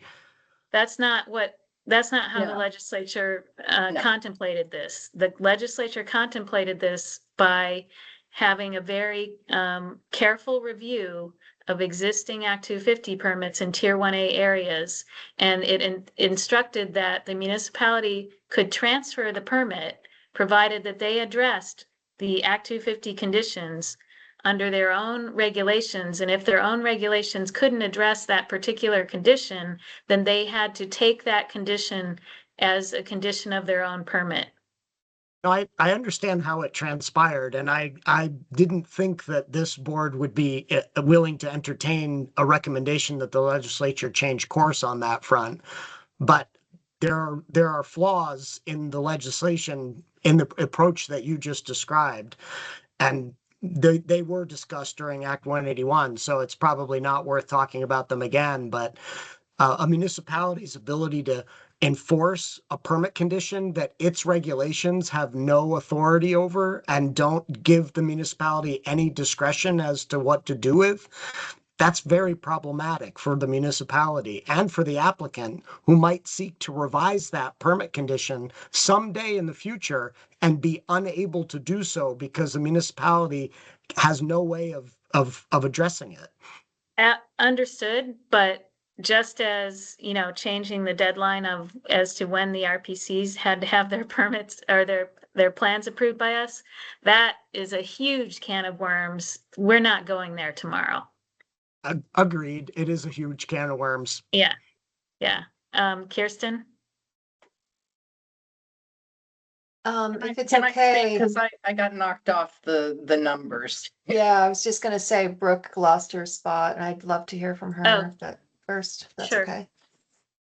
Okay, so I am very concerned about this conversation in terms of the timing of it and the complete 180-degree turn that I think that conversation indicates. I don't think this is such a fundamental issue. And here we a few minutes ago, we're talking about, oh, we don't want to ask for a deadline to be changed. And you are talking about completely turning 181 on its head. The whole problem here was logistical. How could you possibly turn over all Act 250 permitting to a local zoning person or whatever? it fails to understand the complexity of Act 250 permitting. The fact that you can have a -22 permit, and that permit must be examined as well as every other permit prior to it. And that means 22 other permits to figure out what are the operative conditions on this property. So Janet is right to the extent that if somebody wants an amended permit, they go and they say, I want an amended permit.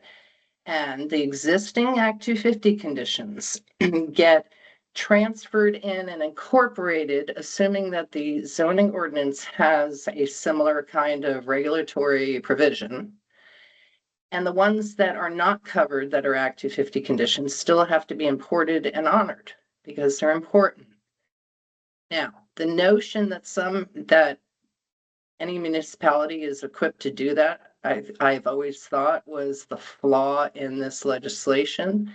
It's what we have been working and talking to the legislators about remedying, because it was articulated to be a stumbling block and an obstacle to people wanting to go forward with Tier 1A requests, because they didn't want to take on that burden.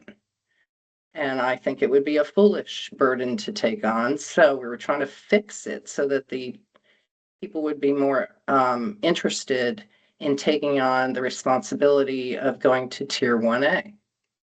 So I'm a little taken aback by this conversation because it doesn't reflect, and we are the ones who have to make sure the legislature understands whether or not something would logistically be able to be implemented in the way in which the legislature intended, or the way that it was expressed in the statute. So I think that the section on page 8, what it's trying to do is to alleviate that extra burden on the municipality. All we're trying to do is take away their obligation to deal with anything on Act 250 other than when people come for a permit that has an existing Act 250 permit on it and they want to change what they're doing. That's the only time they have to worry about Act 250. It's not a huge burden. And the rest of it is just Act 250.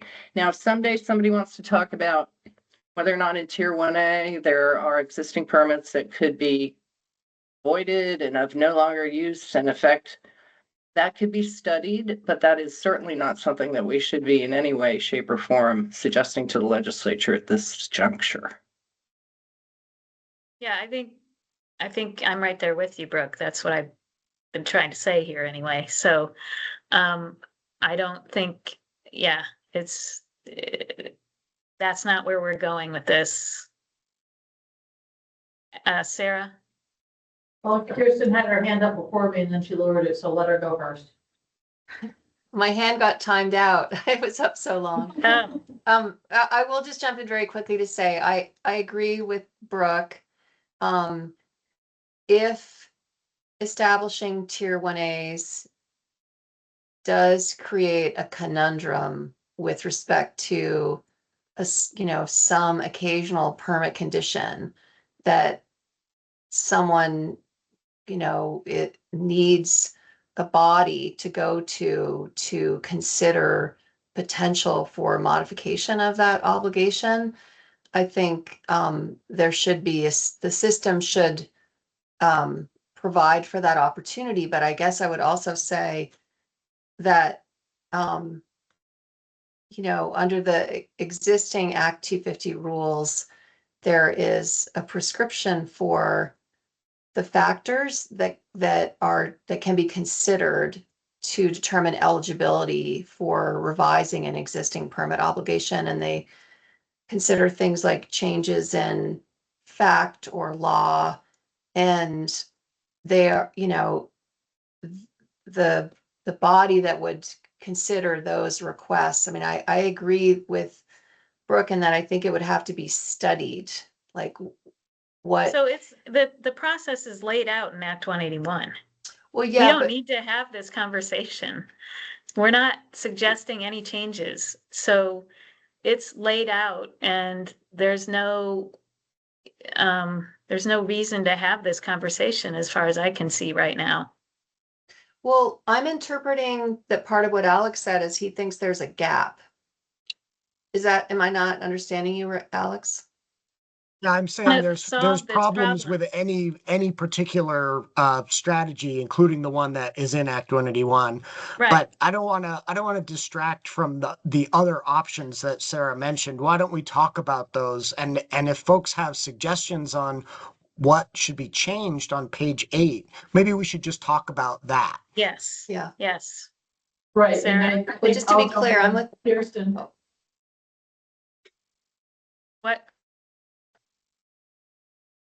Go ahead, Kirsten. You were okay, done. just to be really clear, I'm with Brooke and Janet in that I don't think I don't support that we, recommend to the legislature that they consider an expanded, option 3 of, voiding all of the Act 250 permits within a Tier 1A area. I mean, that's sort of, Yeah, Or- yeah, I I don't don't think support it, that. I think Alex let it go, didn't you, Alex? Sure did. So we Well, don't it need to wasn't- discuss this anymore. Right, Okay. I just wanted to say, it's not just Alex, I'm the one that raised it, so, you can throw me into that, and I just felt like I wanted to raise it because, I think that this is something that could come back and there'll be other nibbles at it, because I think Yeah. that Tier 1A is gonna be a slow uptake regardless of what changes are made, because I think this is a real issue for municipalities in terms of trying to take over administration and enforcement of any pre-existing Act 250 permits. And I wholeheartedly, just to say this, agree with Alex, is all but for pre-existing Act 250s. So you might have 2 lots side by side, just because Tier 1A was in existence, you have 1 lot that's burdened by Act 250 in perpetuity, and 1 lot that in perpetuity is not. And I think what we've been hearing as we go around the state, and we were in Addison County earlier this week, and saying that they are going to have to double their growth rates to meet their housing targets, is I think that we should be talking seriously about some of these things, but understood, it's not for tomorrow. Let's look at these 2 options. And so I think the 2 options are either keep everything the way it is or make a small modification where there's a transfer to municipalities after they get Tier 1A as they amend the Act 250s, unless that municipality actually requests that they take all of it upon getting the Tier 1A. So I don't know what language that is, but as you said, Janet, maybe that's for an executive session to go over. Pete, go ahead.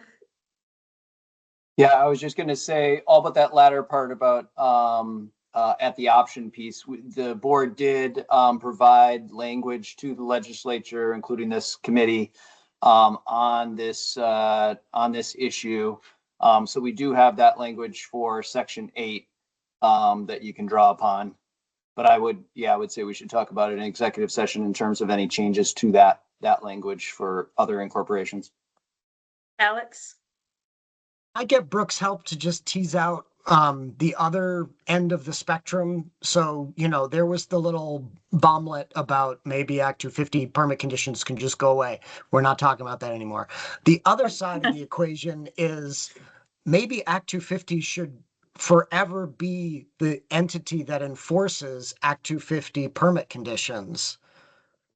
And I'm trying to figure out, based on the proposal that we made at the beginning of the session that Pete just outlined, that was not our proposal, right? Our proposal was that we would continue to enforce until the applicant, the landowner, came to the municipality and requested a permit. And at that time, the permit from Act 250 would transfer to the municipality, and they would be in charge of administering and enforcing the Act 250 permits that came along with it forever. We would be out of it forever at that point, right? Yes. So Yes. is there another option, which is that we continue to enforce the Act 250 permits that the municipality has chosen to retain? Is that an option we should be talking about? Not today, as far as I'm concerned. Okay. They struck that language, Alex. That was like, if they didn't act in a reasonable time, we still retain jurisdiction to come in and do something if They it was didn't left. strike that language. There's no strikeouts that Right. indicate that language is gone. What they struck out is on page 3, which maybe I just misread this, but when I looked at page 3, I thought, okay, that is them saying that we have the power to enforce Act 250 permit conditions forever.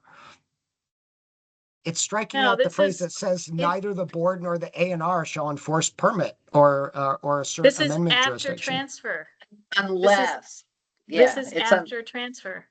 unless they don't act in a reasonable time. It was like we were still on the hook for But they Gotcha. took that out. enforcing that.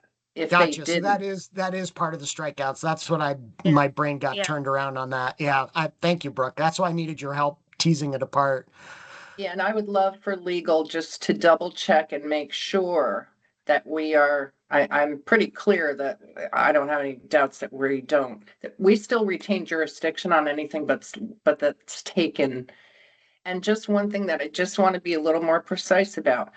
They don't take on like enforcement of the Act 250 permits. It's that process where they incorporate those conditions within their permitting themselves, and then they may have to add stuff if it's not within the regulatory criteria for zoning. But the way that then I'm they have to envisioning it, enforce the that. the Act 250 application basically goes away because it gets folded into the municipal permit. Right. It's the Right. permit conditions from the Act 250 permit that get incorporated into the municipal permit, and then the municipality is in charge of enforcing them. Yes, yes. So the question is whether these two strike throughs on page 3 and 8 plus are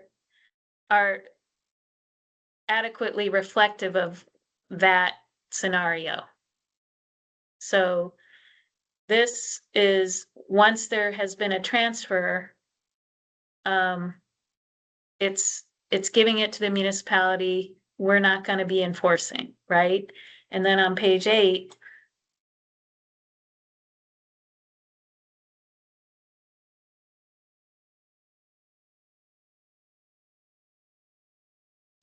this is saying the municipality does not enforce if it hasn't been transferred. So that enforcement authority remains with us. Is that sufficient to just strike that out, or should it include language that clarifies that that our program maintains enforcement authority over these permits? So All right, let's I just, suggest we wait and talk with our Yeah. lawyers and just have That's- them give us. that's what I was going to just say. Thanks, Brooke. So Sarah, your hand is up now. Well, can we transition to page 9? I have some questions about that. Go ahead. All right, so the first part is the land use, the requiring at the very top of page 9 that the land use review board shall update its tier 1A guidelines to set procedural standards to ensure consistent application of requirements across municipalities. So I think we've done that, but our guidelines are for applications. Are they asking for guidelines for something else? For I tier don't 1A? think we know what they're asking, Sarah. I think that's part of why we need to talk to them tomorrow. All right, so that's a question to ask. And then I think at the very bottom, I just want to throw this out in terms of logic. So tier 1B areas are areas that have Act 250 exemptions for 50 or fewer units. And I believe what they're asking for at the bottom of this is for us as a board to take up the charge of figuring out how to limit the number of municipal appeals within these Act 250 exempt areas. And so I just want to recognize that we are Act 250. This is an area that's going to be exempt from Act 250 permits, and we'd be the lead person taking responsibility for studying how to limit appeals. Yeah, I don't feel like I'm this not is for sure. us at this juncture. I'm not sure we're the best tool for Right. the tool in the toolbox there. Let VAPTA do that with the others. We're still busy with other things. I agree. We should just let them know that the way this is constructed is awkward because of what Sarah said. It doesn't seem like we don't have jurisdiction. We're not involved in the appeal of municipal permits unless they enact some other Right. portion of the appeal study and recommendations that we gave them. So Right. I agree. Brooke? Well, I'll take the other side of the coin for discussion purposes. We actually propose to be an appeal board for zoning cases. I think this is a natural offshoot of the appeals study and report. It was discussed during the appeals report. Now, whether, and I think from a logistical standpoint, who else could perform this kind of study that the legislature has authority over to give us the authority to study this or to ultimately take jurisdiction over appeals? I think this is going to be a pretty short study because I think that there are limitations constitutionally. And while I think you could it's like read our appeals report. We could reduce the time perhaps and give a streamlined process. And I hear what you guys are saying, but on the other hand, we are the land use review board. So my biggest problem with this is January 15th, 2027. We are still going to be in January, if things go by the schedule that we have, reviewing a regional plan in that month. And up until that point, I mean, we're still really busy.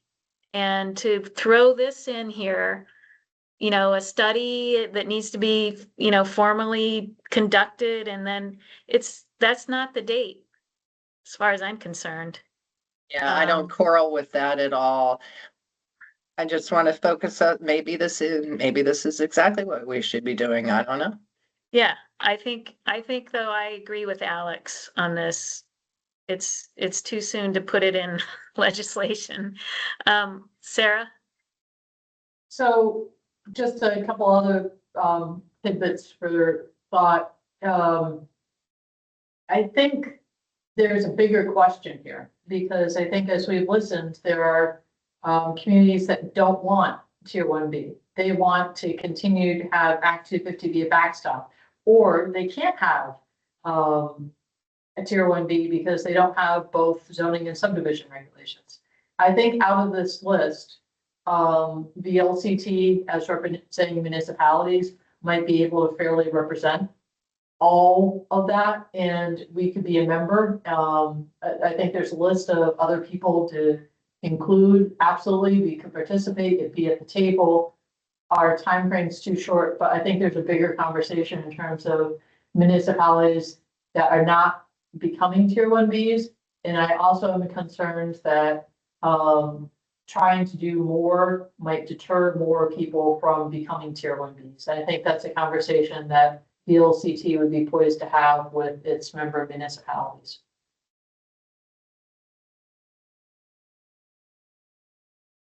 Kirsten, do you have any thoughts on this? Well, I do. I'll just mention for what it's worth that before Brooke said anything, I had a similar thought to her. I mean, we in the appeal study did recommend that we could take appeals of municipal housing decisions in these Tier 1A and 1B areas, and we just did this big appeal study. And like Brooke said, if not us, who might do it? The deadline is very problematic from my perspective. It seems early but can understand the interest in studying this. So at a All right, minimum, so- I think if, the legislature really wants us to do this, that we at a minimum need to ask for more time. I mean, I still think, more time is one thing, but also they haven't given us appeals, and until they do, I don't think they should give this report to us. They haven't given us appeals as we recommended in the appeals report. And until they do, which also gives us, this phase where we will take municipal appeals in certain areas or that are associated with an Act 250 permit appeal, this is premature. Alex? You stole my words almost verbatim. I think that we should be suggesting that exactly, and we should be saying this is not this is worthy of study, but only in the context of that other, with us leading it only in the context of that other Yeah. recommendation we made. And there are other bills in the legislature this session that do that. So I would suggest to them specifically, take this provision and put it in one of those bills Yes, that it's appropriate to be in. yes. And then, and then that can be discussed, but it doesn't belong Yeah. here. Yeah, That makes sense. yeah. Okay, is there anything else in S 325 that we should discuss?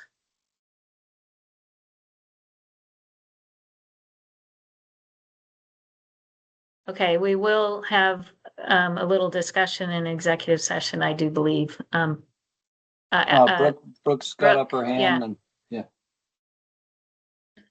It's all right. Yeah, Janet, perhaps you're stop still the sharing share. your we screen. got stuff on Oh. the screen, Janet. Sorry. I was just saying I'm fine. Let's move on.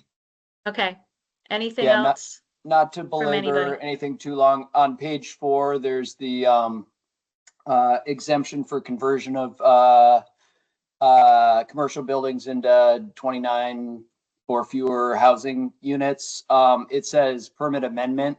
That's one where I think that could also use the permit or permit amendment language, because there could be pre-existing commercial buildings that would be converted, and in this language, it doesn't include that. I think that was probably a technical error. Wait, I see what you mean, Pete. We don't have to belabor that, but and we can provide that language, but I just wanted to highlight it Yeah. really quickly. Yeah, right where the cursor is. I Yeah, think, I agree with Alex's sentiment that we don't want to confuse things too much. And the more we put forth, the less likely that anything's gonna happen. So I think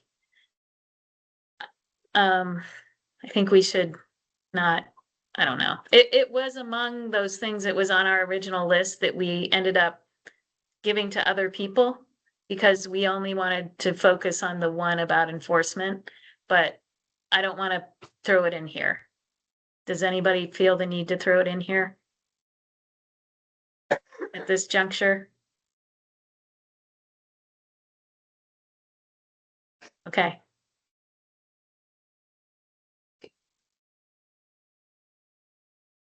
Okay, so to summarize, we would like to propose that 8C Tier 3 road rule are made effective on December 31st, 2027. We also support the extension of the interim exemptions. And we support retaining enforcement authority until a permit is transferred to a municipality. We may have some input about the wording of things in that respect, right? Is that a good summary? Okay. I add one more, Janet, Oh, okay, go ahead. that Tier 1B study, we don't want to be the lead on it. Oh, and I right, think we right. need to ask a question about what that Tier 1A guideline thing is. Okay, Tier 1B study, not now. And Tier 1A guidance. We don't know what they're asking for there. Right? Yep. Okay, so it's the synced effective dates. The extension of the interim exemptions and Tier 1A guidance question. And Tier 1B study, not right now, thank you. Anything else? Brooke? Yeah, and if they do nothing else, please beg them not to have a road rule on July 1st of any year. Oh, okay. If you could really So, drive that point home, it's Yeah. so important. so not only synced, but December is better, not the middle of Construction. construction season. Okay, Perfect. Looks like Annette has her hand up. go ahead, Annette. Interim exemptions.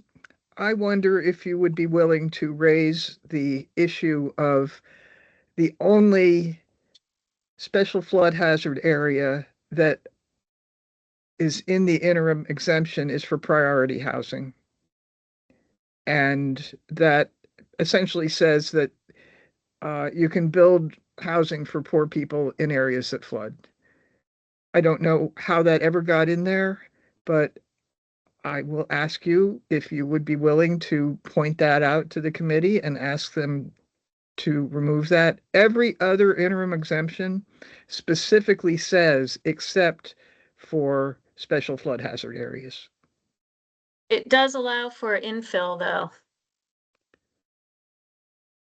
It's just priority housing. It's called out.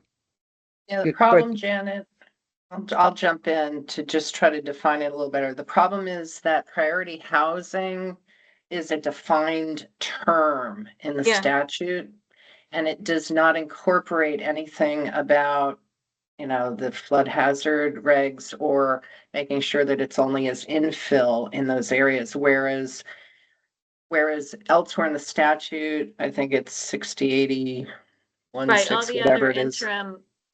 all the other interim stuff calls out the flood hazard and river corridor stuff. And I Right. don't know if So- Alex may remember that in the Tier 3 meeting when we discussed this, Jean from the VHCB Land Use Opportunity Board agreed that this was a problem and that they were concerned about this exemption enabling properties that could be built in areas that flood, but only for people who are of lower income levels. I don't understand the thinking of how it got in there, but it's also only 20% of.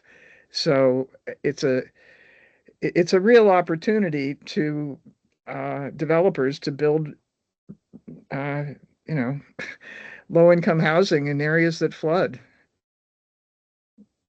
I haven't heard it discussed yet. I have mentioned it to a few people, but I think that it's an appropriate exemption to call out. If you're willing, I thought I would ask. Thank you, Annette. It's important. And the question is this the opportunity in the vehicle that we have to address it? And is it something that the five of us can agree to within the next few minutes to mention tomorrow?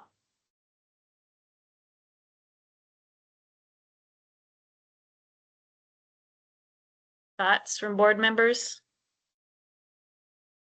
I'm happy to think have it us recommend it. I think we've talked about it, and I don't have the same concerns that Jean or Annette do because I think there are other mechanisms that drive priority housing projects out of flood hazard and river corridors, principally financing mechanisms that just don't tend to allow them to be there. But we've talked about this. I thought we were all on the same page that we felt like this was an anomaly that must have gotten missed in Act 181, the original. So why not? Why not point it out? It seems like good policy. And it seems important enough that I'm willing to add one more stick to the pile that we're asking the committee to think about. Okay, Let me just jump in to say, I think that we have an obligation to do this for our environmental justice responsibilities because, and it's nothing that's in the statute, it just got forgotten to be added to, you know, the exemption existing section or whatever, PC, yeah, so PHP, I mean. that's, yeah, that's the problem. It got defined earlier on and then not put in. I think it's super important.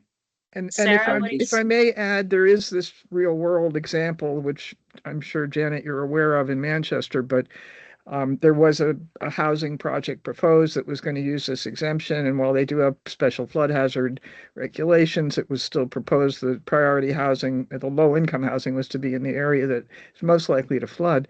But the town has made an agreement in principle that will take that housing project out of play. However, the developer has appealed that to environmental court. So it's not over yet. And so there is a very real world example of something that is active, and I'm sincerely hoping that it will go away. It's the only one I'm aware of, but it does exist. Thank you. Just since you brought it up, that is something that I would recuse myself from any consideration of. If there is an appeal within our program, I will not be involved in discussing it or making any decisions about it. I'm in the same situation. I would recuse myself due to a prior representation of an interested party. Okay, thanks. Okay, so wait, who have we heard from? Sarah, did we hear from you? No, Kirsten has we her haven't heard hand from up. anyone yet. Sarah, go ahead. Kirsten has her hand up. Right, I asked for your input and before, Yeah. and that added that piece. I know, but could you go to Kirsten? Okay, Kirsten. So I'm fine with mentioning this to the legislature, mentioning this anomaly and recommending that they consider a fix, but Yeah, I hope it also doesn't sort of derail things, I guess, that, yeah, and I'm mindful of, our executive director also just had a suggestion, which I don't have my head around at the moment, but I'm not opposed to asking for that as well, if that makes sense, but I don't have a position on it at the moment. So, see, that's the problem is Yeah. when you start, where do you stop? Because we had a really long list. well, I know, and that's Right. what happens with the committee members, right? Like they're trying to Yeah. decipher all of this too, and it just becomes too unwieldy. So Yeah. I do think we have to be careful. Yeah, so Sarah, So I think the way that we could approach this is we go in and we tackle all the things that we were going to focus on. And at the end, we could say, there are two more minor things that we'd like to give you for consideration. And we can give them paper or email them later, both what Pete and Annette raised. As just sort of an add-on later, so as not to muddy the waters tomorrow. That sounds okay. okay, that sounds okay. What do you think, Alex? Sure. Yeah. And I mean, we know how the legislative process works. This is going to, if it goes anywhere, it's got to come out of the Senate and go to the House. This is not the last time we will be testifying if this bill actually moves. So we don't have to, we don't have to win it all here. Right. Okay, did we hear from Brooke on this? Yeah. Okay, well, actually, are we okay? I think Sarah's proposal is an elegant solution and we should move on. What do you think? Okay, I see nods. All right. That's S 325. We will have a little bit of discussion in executive session. and we will be presenting to the Senate Natural Resources and Energy tomorrow on this in one time slot. Alex will be in the beginning and then Sarah in the end, and I'll be sitting there throughout the whole thing. And I think we can all sit there. It's okay. We're not conducting board business, we're providing testimony, so. But we We need have to other work. bills to discuss. Yes, we do, so, oh, I'm still sharing, sorry. So we have, let's go next to the logging and log yard bill that we've been asked to testify on. Kirsten's going to be testifying on this at 1:30. Is that With right, Janet. Kirsten? With me, And in Pete front will be of, there. in front of the House Agriculture, Food, and Forestry. Forestry. So, Do you have it up, Janet? Do you want to I share do. screens? sure. So, at the bottom of page 1 here, spanning page 2, when development is proposed to occur on a parcel or tract of land that is devoted to logging and forestry, only those portions of the parcel or the tract that support the development shall be subject to regulation under this chapter. Permits issued under this chapter shall not impose conditions on other portions of the parcel or tract of land that do not support the development and that restrict or conflict with the acceptable management practices adopted by the Commissioner of Forest Parks and Rec. And this is modeled after the paragraph in Title 10 for farming exceptions. So we looked anybody- at this before. Can I butt in, Janet? Yes. I'd prefer that we not read the bill. I read the bill and I compared it to what we asked them to write, and it appears to be identical. So I just want to hear from Brooke and Kirsten if there's some discrepancy, and if not, like, can't we just give it a big thumbs up and move on? I've identified some disparities. Have you, Brooke? Or do you want to talk about it now? They're minor, but I mean, from my perspective. Go ahead, Brooke.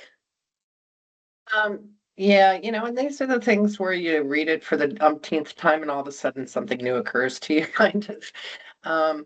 So in that very, the last sentence there, permits issued under this chapter shall not impose conditions on other portions of the parcel or tract of land that don't support the development. But then it says, and that restrict or conflict with acceptable management practices. AMPS, adopted by the commissioner. That to me is saying that it has to conflict with the AMPS before it's exempt land, right? It's like adding another thing, another requirement. I think It should be an or, is what you're saying. well, not an or, because the first part is the part that matters. I mean, I know that we were all talking in terms of, they're under AMPS where there aren't permit conditions, right? Where there's no jurisdiction, they still have to follow AMPS. Yeah, I think you're right, Brooke. And is a problematic conjunction. I mean, we could say something like so long as, or, I mean, I'm not sure what the right terminology would be. We want them to follow those. Did We we can propose, also- Brooke? What was the language we proposed? That's what I'm wondering, if that's identical. I have to go back. Hold on. So I thought we didn't propose language. We just showed them the farming exemption and said something like this. No, No, we this is- proposed this is what we specific language. proposed. Yeah. So this is what we proposed, is what I'm getting at. It is, Yeah. and it mirrors the farming language. And it mirrors Right. it. I mean, maybe we leave it as is, but it struck me when I read it and I was like, Yeah. oh. Is there anything else in this bill? Yes. And I would recommend that we talk to our attorneys Yeah, about I this was gonna- language when we go into executive session, but Yeah, and I don't mean to cut you off, Brooke, but I'm noting importantly that this version of the language that we received from Ellen Jakowski includes a more expansive definition of logging. I don't know if you want to go down to that. So this, yeah. This draft indicates that logging means harvesting timber. And we were ourselves, not as directly defining what logging is. We were in our draft, we were identifying, what logging can't be, that it may not conflict with Act 250 obligations. And we So, included log and pulp concentration yards in our right, proposed that's right. definition of That we're, logging, that we're which this saying one it's does not as well. a log yard's not a wood products manufacturing activity, it's part of logging. right. So And that's there's, consistent with what this does, but this goes further to say that logging means harvesting timber. And Isn't that necessary, Kristen? Because what we suggested when I'm reading it right now doesn't really read like a definition, which is I what I know. think this is, right? I know, we- Brooke and I had some long conversations about this. Yeah, let me So I just lo- jump in because I thought it was essential to define logging, and I believe that we felt that it perhaps, because there is literally no definition that I could find in statute of what logging was. Right. And so we were a little bit concerned about being the entity that defined that as opposed to ANR. So if the legislature wants it defined, and I think it's an excellent idea, I think it's great and I'm okay with the language. I'd like to just hear what our lawyers think of it in executive Yeah. session. okay, We were trying to tread very cautiously and not open up any areas of potential controversy, frankly.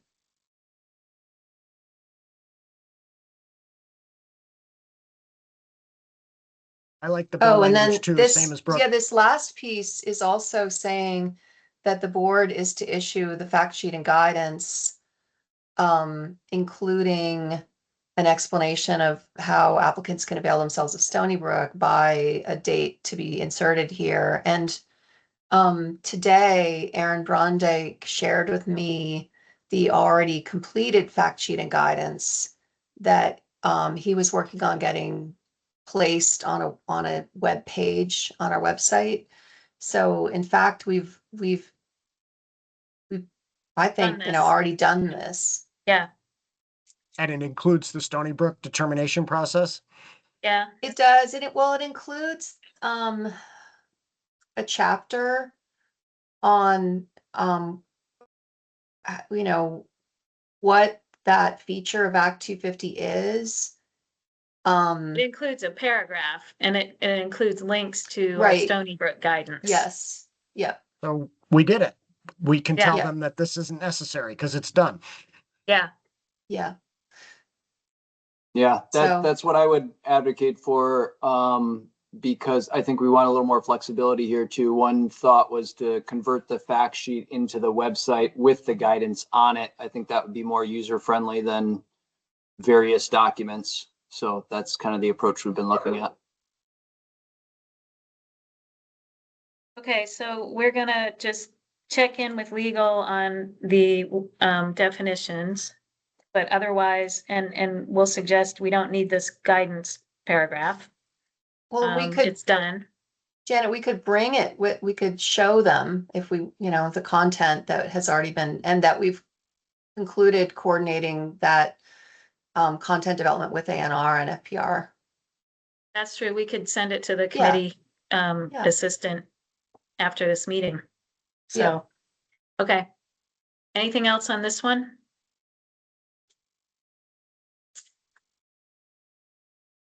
Nope. Okay, can we move on to the next? Yeah, Yes. BAPTA suggested amendments. I Wait, don't, BAPTA? yeah, I thought we were didn't gonna I talk forward about that to you too? I thought we were gonna talk about an energy bill. There is that too.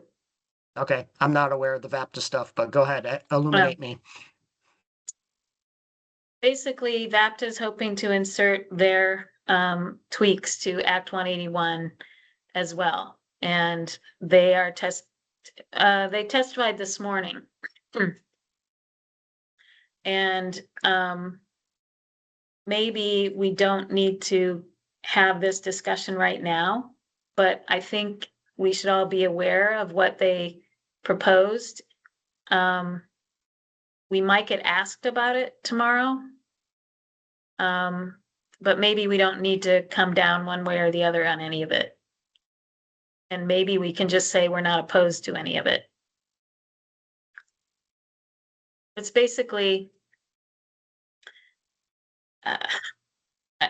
I'm sorry, I got so many things that came to me last night and I thought I had forwarded this to everybody, but I must not I have. haven't seen it. I don't know if that's just me. Did others get it? No, Okay, Okay. let's So skip you it. better walk us through it then, if you can do it quickly. I don't know that I can. It's all these little tweaks and a lot of them were Yeah. on our list, that, Well, then It's I not- think we should just, if we're asked, we should just be honest and say, we received this, recently and we haven't Yeah. had a chance to review it, but we have been coordinating with VAPTA. Yeah. And we're trying to collaborate. We just we Yeah. can't speak to the specifics. yeah, it's a lot of little tweaks, so. And Um, there are terms in it like reasonable evidence. What's that? It's like, not sure.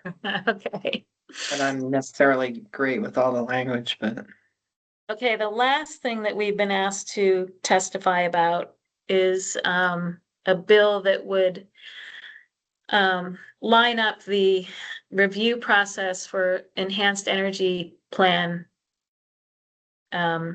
determination of energy compliance with our pre-application. And so it would tell the regional planning commissions that if they also want an enhanced energy determination, that when they submit to the LURB, they also submit their energy plan to the Department of Public Service.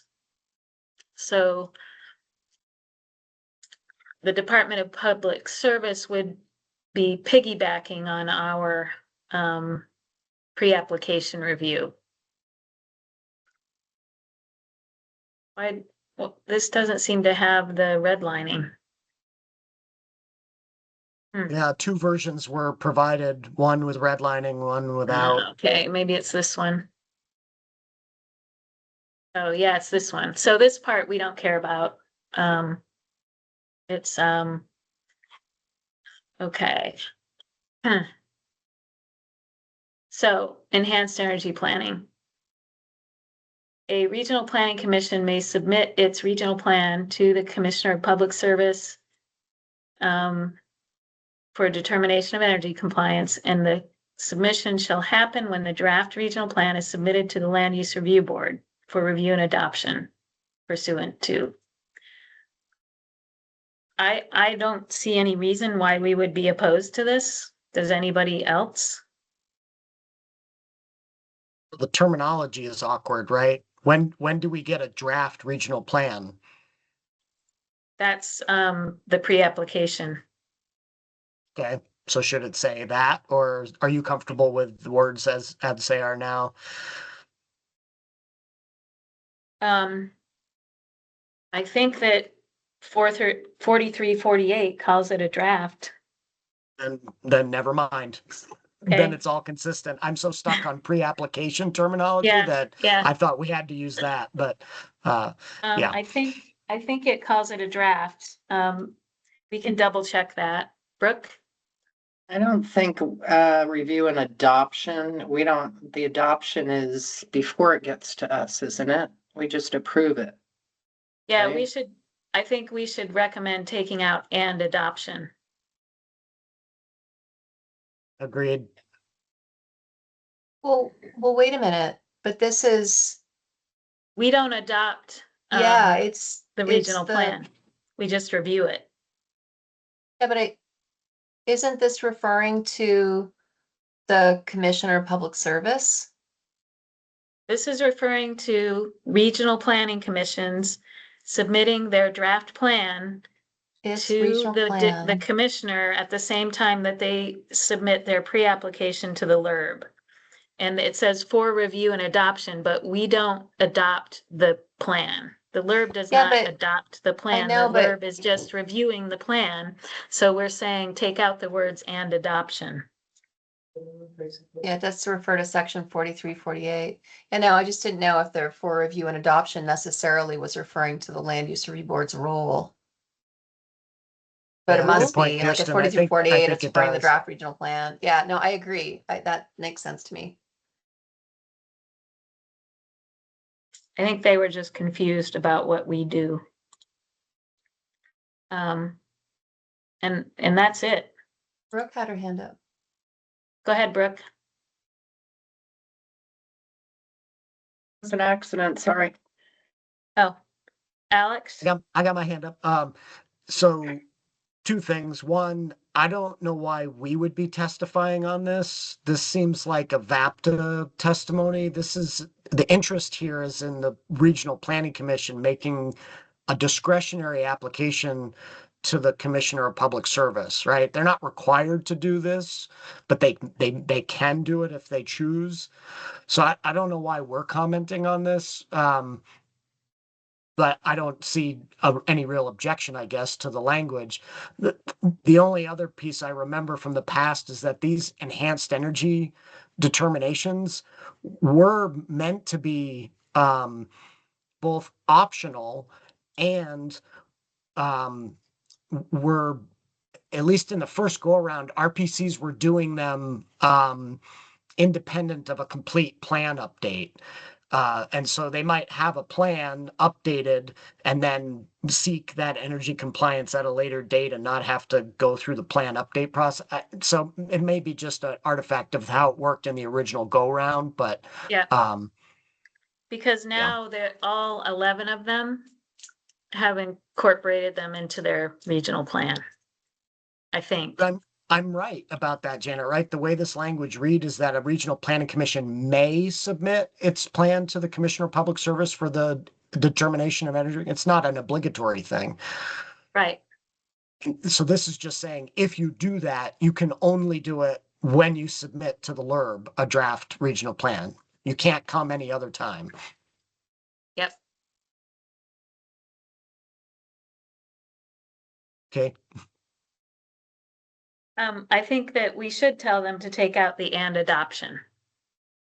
And I think that the department would appreciate us being part of the conversation with the committee. Because they have expressed interest in piggybacking on our process.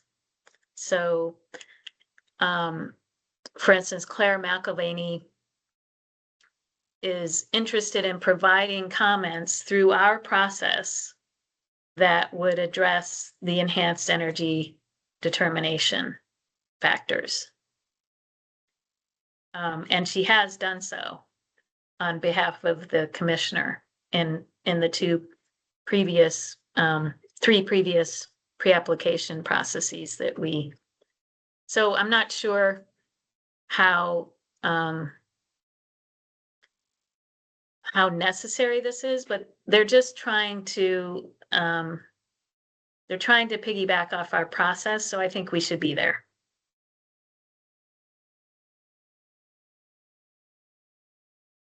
Kirsten. I agree, and I agree with asking them to remove the words and adoption.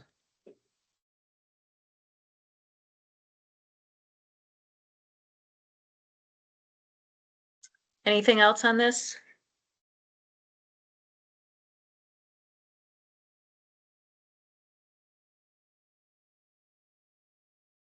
All right. They also want our opinion on H 727. Oh, yeah. So, though, as you pointed out, Alex, this is TJ Poor's redlined version. And it seems that there's kind of an inadvertent